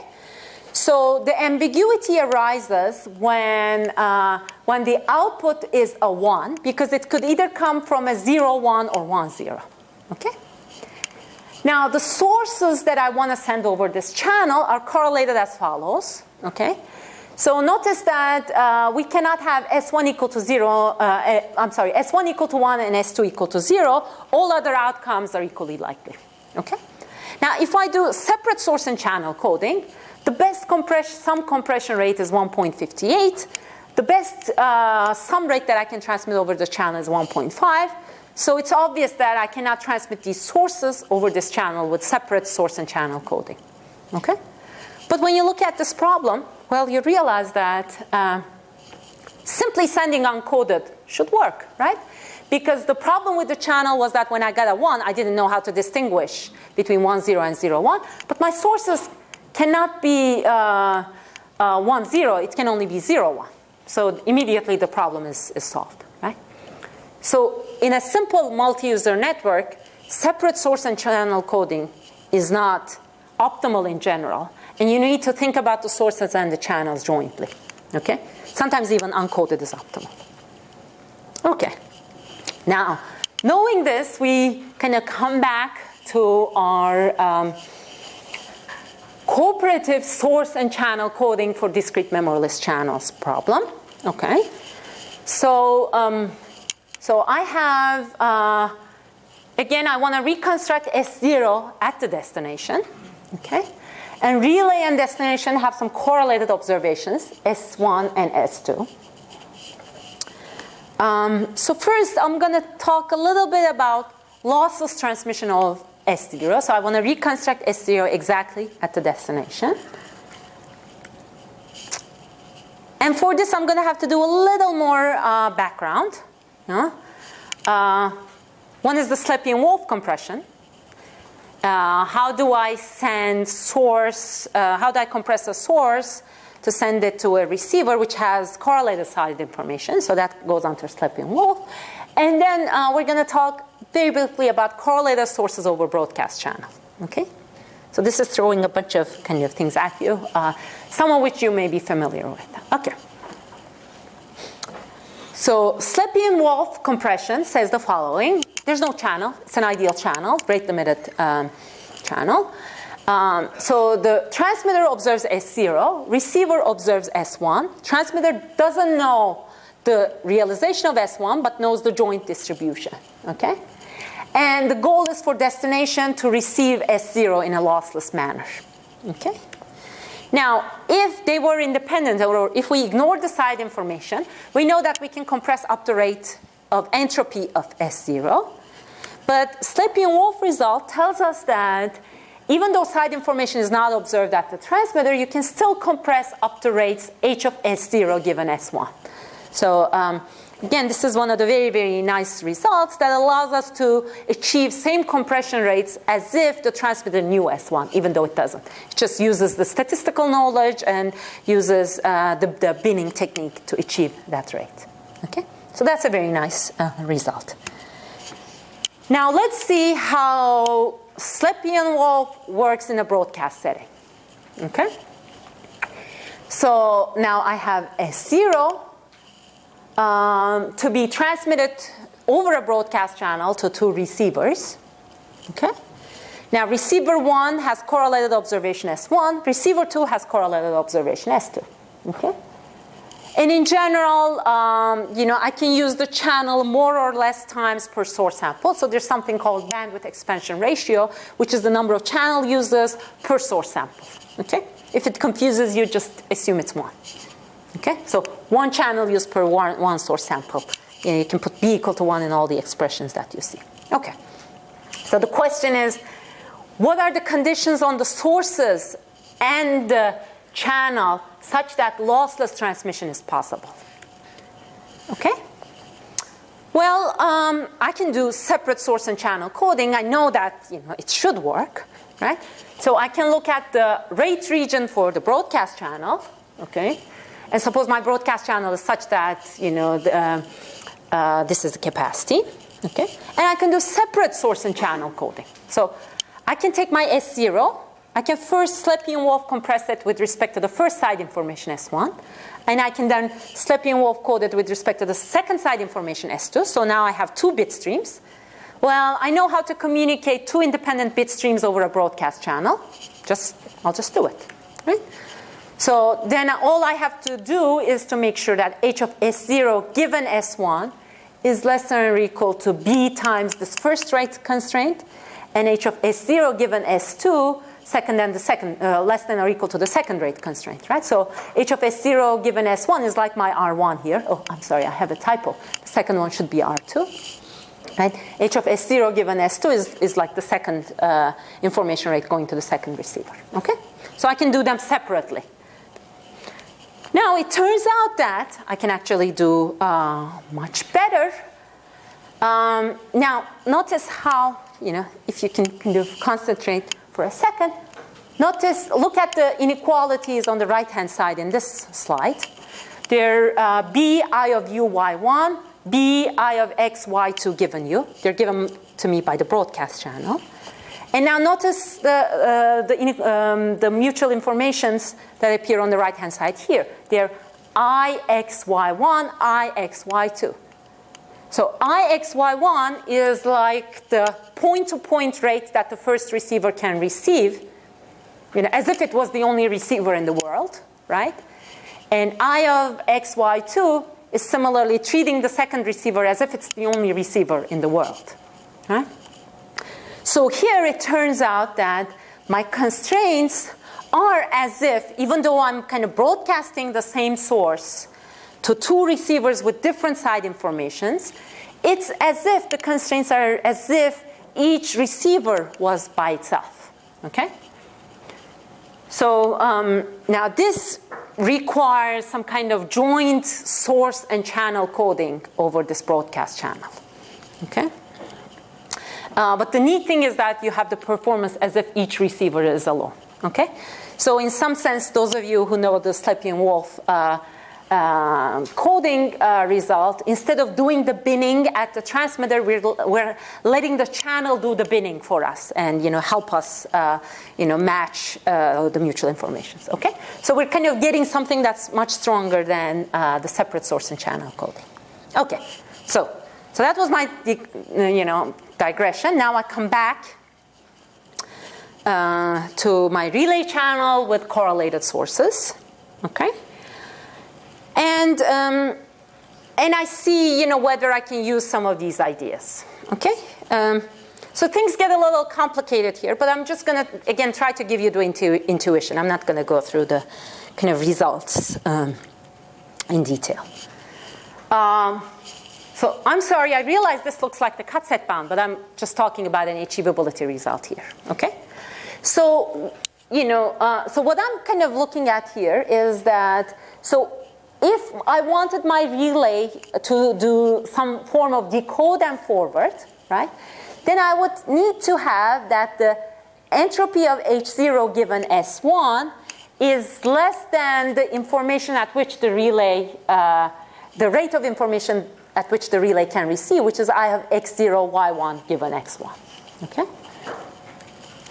Now, if I wanted the destination to get a lossless estimate of S0, then the entropy of S0 given S2 should be less than or equal to the mutual information, the total mutual information that the source and the relay can simultaneously send to the destination, okay?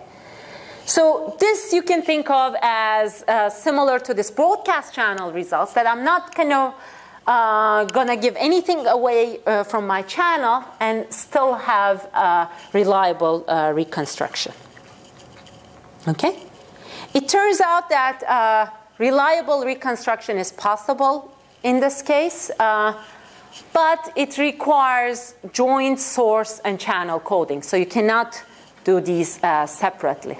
The reason is that in each block, so the relay doesn't really do the channel decoding by itself. Remember, the relay has a correlated observation. So in each block of the block Markov encoding and decoding, the relay makes use of its side information to first come up with a good estimate of S0 and then re-encodes that and sends it over the channel. Okay? And this turns out to be optimal in some scenarios. But, maybe what I'll kind of quickly do is I'll kind of remind you of this block Markov structure. And remember that there's kind of fresh information pumped into the channel by the source, along with repeated information. And maybe remind you of how the decoding worked out, and point you to the difference in the source channel coding case. Okay. So in the regular separate source channel coding, here's how the scheme works in each block, right? In each of these kind of capital B blocks. Okay. So the channel encoder encodes X0. The relay receives Y1. And remember that it kind of decodes the previous block, encodes it again, and sends it over the channel. Okay? So in each block of the block Markov encoding and decode and forward by the relay is simply decoding the channel code word and re-encoding. It's not at all looking at the source side. But in order to get the rates that I kind of talked about, the source and the channel encoder and decoder have to work jointly. So what will happen is that in each block, the relay kind of first decodes the source signal from the previous block, then reconstructs the source S0 hat using its side information, then uses that to encode it again and feeds it into the channel. So in each block of the block Markov scheme, we don't have a separate channel coding and source coding. In each block, we have to go through the source decoding and re-encoding. Okay? Okay. So again, the proof requires a lot of, it requires you to put a lot of things together. I guess the point there is that if anytime your relay has correlated side information, you really cannot do the source and the channel coding separately. You have to put them together. You can still make use of the existing block Markov structure, but you have to be careful about your source and channel coding in each block. Okay. So now let me come back to this helper business for a second. So we said that there are two ways the relay can use its side information. One, to better hear the source, right? Since it knows S1, it doesn't need such a high channel quality to get to receive S0. And two, the relay can also forward S1 to the destination so that the destination can better understand the source. Okay? So now let's look at a lossy case where the relay performs both of these functions. And let's see which function is better when. Should the relay just act as a relay and use its side information to better hear the source? Or should the relay act as a helper in a source coding problem and forward its information? Okay? So I look at a Gaussian channel. So S0 and S1, so there's no side information at the destination. So relay observes a correlated version of the source with correlation rho. And the goal is to have a minimum mean squared error reconstruction of S0 at the destination. Okay? Well, what we can do is, of course, ignore the relay side information. Just, use the relay as you would in a channel cooperation sense. So use separate source and channel coding. You can do decode and forward, compress and forward. You can even use direct transmission and not use the relay. Or you can say, well, I'm just not going to complicate life. And I'm simply going to ignore what the relay heard from the source. Right? I can do that. And sometimes maybe that information is kind of very noisy, so I cannot even make sense of it. Right? So now I'm looking at the case where the relay's help solely depends on forwarding its side information to the destination. Okay? So it can forward it using uncoded transmission. So now it's like a MAC channel. So uncoded is sometimes optimal at low signal-to-noise ratios. Or can do separate source and channel coding and send it to the destination. So I'm going to call it helper MAC. Right? So these are very simple scenarios. Either ignore side information or ignore reception at the relay. Okay? And, you can always find the lower bound and compare things. So, yeah. Let me quickly, there are a lot of curves here, but, here's what you should concentrate. Okay. So on the vertical axis, I have average distortion. Okay? On the horizontal axis, I have the average signal-to-noise ratio from source to relay. Okay? And here I have correlation 0.2, so it's not a terribly high correlation. So that's why I call it the low-quality relay side information. Okay? So black is the lower bound. Red one is decode and forward. The dotted blue one is compress and forward. And it tells me that when the source to relay link quality is high, decode and forward is better. When the source to relay link quality is low, compress and forward is better. But I kind of knew that from my channel coding experience anyway. But what it's telling me is that this helper MAC, which is this purple dashed, obviously doesn't change as the source to relay link quality changes because it's kind of fixed. And neither does the uncoded. And they're kind of pretty lousy, right? Because the correlation is low. So source cooperation doesn't really help me when the correlation is low, as expected. Now, if I kind of make the correlation higher, okay, now this is really high, 0.9, and now I plot the average distortion as a function of the relay to destination link quality, okay, now I see that the source cooperation scenarios start to become useful, right? In particular, if relay to destination has low quality, uncoded is very good, because that's where the uncoded works really well. And when it has high quality, when the SNR is higher, the helper MAC is pretty good. But the strategies that only use channel coding, or cooperation in the channel, aren't performing well because I've really kind of wasted the correlated side information. Okay, I mean these are of course expected, and now this kind of tells you that you can use a hybrid scheme. So put the channel and source cooperation together, but of course you can do this by saving part of your power to do channel cooperation, part of your power to do source cooperation. Again, there are a lot of curves. Don't look. You don't need to know what these are. The only thing you need to pay attention is the following: correlation is pretty high, and I'm looking at the average SNR for source to relay link, right? And the helpers are HCF and So HDF and HCF are these hybrid schemes, okay? And they're kind of down here, along with the more advanced one, ACF, right? So they're all down here, close to the lower bound. And the channel-only cooperation or source-only cooperation are usually much worse, okay? Just putting these two together, in a suitable fashion is better than picking the best out of the source versus channel cooperation, okay? And you can observe the same when you look at this as a function of the correlation coefficient as well. So the hybrid schemes take the best of both worlds and result in much lower distortions than doing either the source or the channel cooperation. Okay. I guess to kind of conclude this part, one thing to keep in mind is that the moment you start talking about sources and channels together, source channel, you look at joint source channel coding problems over the relay channel, and separation doesn't usually hold.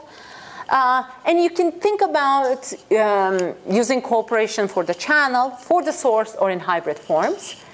And there are kind of interesting ways the relay can use its side information, either to receive better or to transmit better, if you will. And of course, best strategy depends on a number of conditions. Okay? Now, this was kind of assuming you have additive white Gaussian or discrete memoryless sources. When you bring in fading, there's another interesting role that the relay can play. Now, kind of video coding or any kind of image coding schemes typically use unequal layer protection. So there's a base layer that's really important that you really want it to go through. And then there's an enhancement layer that you want it to go through if the channel is good enough. Okay? Now, it turns out that cooperation can be used as a form of unequal layer protection. So for the base layer, the important layer, you can use cooperation to provide diversity. Remember the diversity multiplexing trade-off? For the enhancement layer, relays or cooperation can be kind of dropped, and simply we fall down to higher spectral efficiency and use direct transmission. Okay? So in fact, you can kind of analyze a lot of unequal layer protection strategies using concepts from information theory, including successive refinement of sources, transmitting multiple layers simultaneously, and diversity multiplexing trade-off. Okay? Now, so this brings me to the kind of last topic of the day. So I'm going to take a few minutes to go through this. Now, this is an information theory summer school. So I talked a lot about information theory of cooperative networks and kind of different aspects of the information theory of cooperative networks. But I also thought it would be useful to talk a little bit about how you can get some of these ideas. Maybe talk to your friends or professors in kind of different areas and see how some of these ideas can be kind of implemented in networks. Okay? And I'm going to point to kind of a number of instances where knowing information theory is really helpful, when you talk to your friends that are doing more of the networking side of communications. Okay? So I'm going to focus on a cooperative medium access control or cross-layer design. Before I do that, any questions? Okay. So from now till the end of the lecture, MAC stands for medium access control. Doesn't stand for multiple access channel. So, my coding scheme changes in time. Okay, so MAC layer controls, so think of a wireless network. MAC layer controls how users access the channel. Okay? So tells which user to access the channel when and in what form. Okay? Now, information theoretic analysis says, well, the users should transmit simultaneously and we should have joint decoding at the destination. Unfortunately, most practical MAC layer design just acts as if they don't know any of those information theoretic results, and their transmissions are orthogonalized. So, each user kind of transmits in its orthogonal time or frequency block. Now, there could be some residual interference, like in cellular networks, right? But that's treated as noise, which is okay, as we've seen, if the interference is low, but sometimes it's not really low, especially with these emerging heterogeneous network architectures. You could have a closed access femtocell causing a lot of interference. Okay. Furthermore, simultaneous transmissions, such as in Wi-Fi, are viewed as collisions, so they're not, made use of. Okay. But this is kind of what we have to live with. So we say, okay, now, given this, can we still tweak the MAC layer of existing wireless protocols, such as Wi-Fi, to enable cooperation? How and what kind of needs to be done? Okay, so let's look at wireless LANs, which work with carrier sensing multiple access, or CSMA.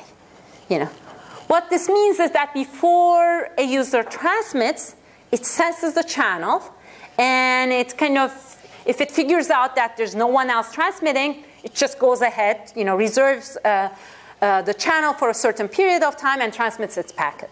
Sometimes it cannot hear everyone around, so in that case we'll have collisions, and then each user will back off and wait for a little bit before attempting to transmit one more time. Okay? Now, rate adaptation is used. So users at the edge of a cell, so think of a wireless LAN, in the middle is the access point, have lower rates. Users close to the middle of the cell, close to the access point, have higher rates. But because CSMA gives equal channel access to all of the users with very low rates end up choking the network because they use the channel for a longer period of time. They're transmitting at low rate, and it takes them a while to be done with their packets. Okay? So that's kind of really a problem with the CSMA-based wireless LAN protocols. And wireless broadcast is a foe, so it's not viewed as a friend. And existing MAC protocols ignore the overheard information. Okay. So the question is, well, we know cooperation is good, so can we somehow tweak the MAC layer to ensure that relaying is possible? Okay. Now, this would actually help everyone. You know, we know that from information theory, but even in this kind of simple Wi-Fi setting, suppose S1 wants to talk to the access point, and it has a very low rate, but there's an intermediate station which it is connected to R1, S2, with which it is connected to at a high rate, and the intermediate station is connected to the access point at a high rate. Now, if we let the regular way of operation, S1 would transmit for a very long time until it finishes all of its bits. Then S2 can transmit, right? But if we enable cooperation, obviously it's good for S1, right? It's going to get to the access point faster, but it's also good for S2. So if S2 can facilitate communication of S1 will finish its transmission much quicker. This way, S2 can access the channel much quicker, right? This is, coming out of the particular, way the Wi-Fi MAC works, okay? So it's good for everyone involved. Now, of course, you need to so if you could enable cooperation, in this case, very simple 2-hop, then everyone would do better. But you need to kind of make sure that going through an intermediate node is better than going through the access point directly. So you could simply check whether the total time it takes to go to the access point, which is 1 over RIAP, this is the rate, is larger than going over 2 hops, okay? And if you wanted to implement this in a network, you would need each node to know who's around, what rates that they can sustain.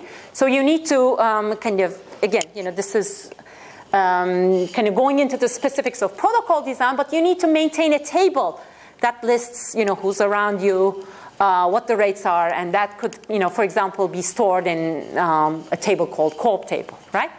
But that means you have to be, constantly aware of who's around you and what they're doing. Okay, and then you could choose the best relay, right? Now, if, and to enable this, you would kind of, again, need to have some kind of handshaking. This kind of goes into the detail of the MAC layer design. So there has to be, you need to make sure that whoever is going to forward your packets is available. Okay. Now, suppose we did all of these, and we kind of implemented this in a 802.11 system, okay? And let's see what kinds of results we have. So in the vertical axis, I'm looking at the sum rate of all the nodes. And in the horizontal axis, I'm looking at the number of the nodes in a Wi-Fi system. Okay? The red curve is the regular 802.11. Now, you see that as we have more and more nodes, the total rate goes down. Why? Because they're spending a lot of time contending for the channel. They say, I want the channel. No, I want the channel. So they have to back off, collision. So more nodes are bad for Wi-Fi. Okay? If you enable cooperation, you get this orange curve where now more nodes are good, because more nodes mean that you have more opportunities to have your data routed to the access point faster. And furthermore, if whoever is designing the protocol ends up talking to someone who knows information theory, that person will say, well, receiver maybe could make use of what it heard from the source and the relay, right? So I could have, instead of this 2-hop, I could have the multi-access phase of the relay channel and do some kind of combination at the access point. In that case, you get the blue curve where you're doing even better. Okay? So this kind of is maybe one of the instances where an information theorist can be very helpful for Mac design. Yes. I'm sorry, can you? Yes, so the stations are always kind of backlogged. So as you have more and more stations, there's more traffic flowing through the network. And all of these take into account the MAC overhead. Yeah. So when you need to have cooperation, you kind of need this extra helper ready to send messaging. And you need to keep track of the channels, who's around you. So that's all taken care of. That's all taken into account. Okay? Okay. So, one, cooperation is useful. Two, combining at the receiver is even more useful. Okay. Now, this is all very nice, but, we know that, well, if there are so many people around you, why limit yourself to one relay? Okay? Multiple relays, as we know, as we've seen, are much better. But, of course, don't use multiple relays in a sequential manner. Again, that's what diversity multiplexing trade-off or information theory tells you.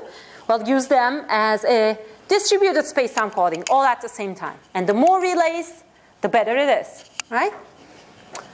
So can we extend this simple MAC protocol to enlist multiple relays and have them transmit as a distributed space-time code, where now each relay emulates one antenna of a space-time code?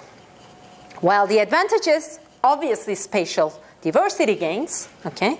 But there are some constraints, okay? Which we typically kind of sweep under the rug when we look at information theory, right? So the relays kind of need to be indexed, right? So each relay is going to act like antenna of a space-time code. So somebody has to tell them which antenna they're going to mimic, right? So that's kind of signaling, right? They need to hear. Now you need to have the relays synchronized. Yeah, that's also work. If you selected one relay and he's just kind of not there, he's in outage, you're going to get some loss. And furthermore, maybe there were some people who you did not list as relays, but they could overhear and decode. Why not have a strategy which would allow them to join? Okay?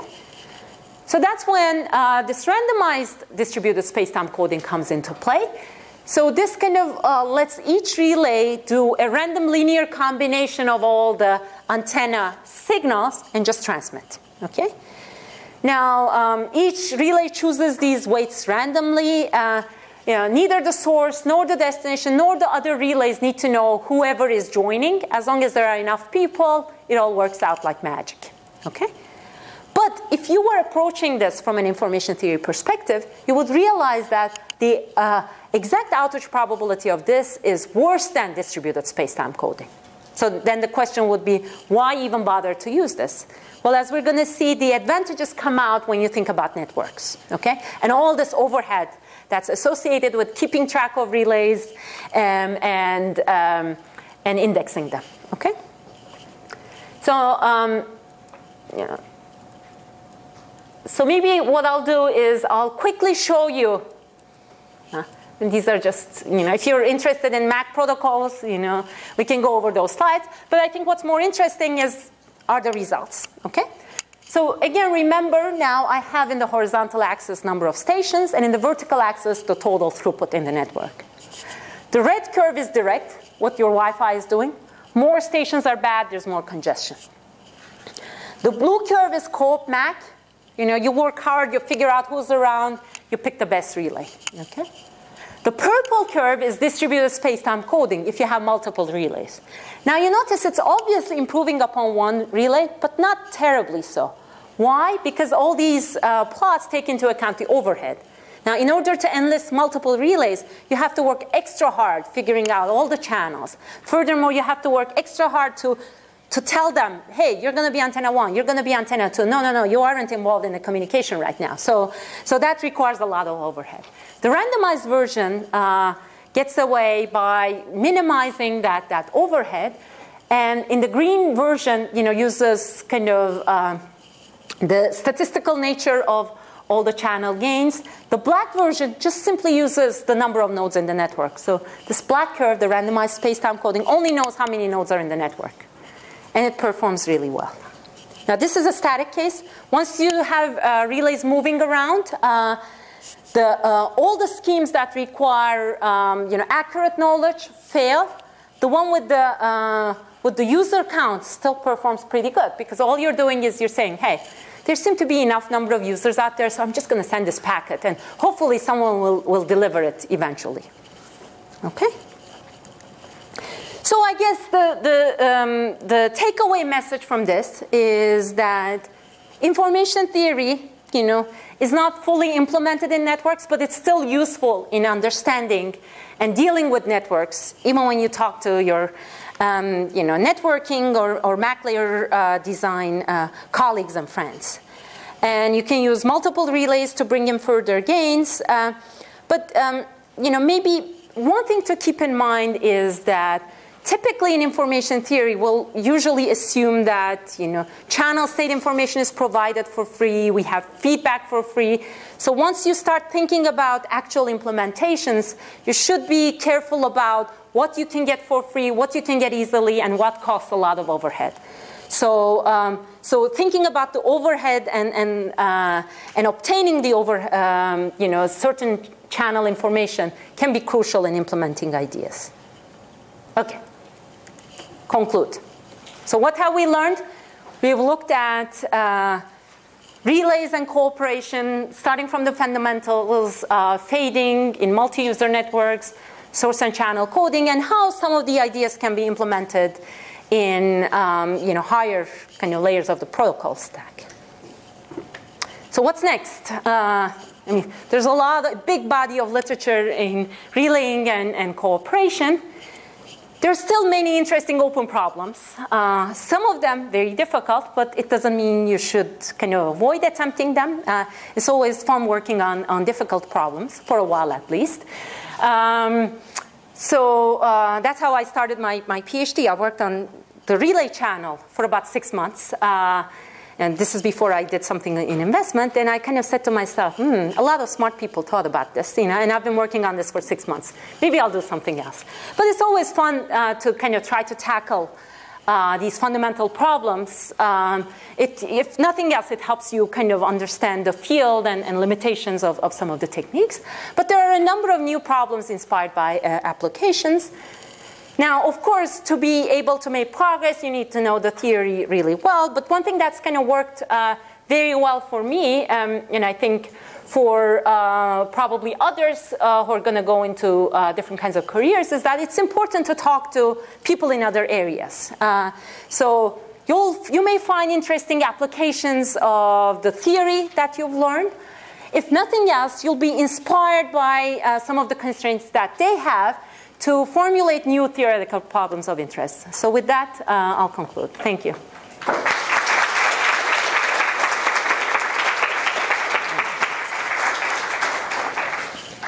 Any questions?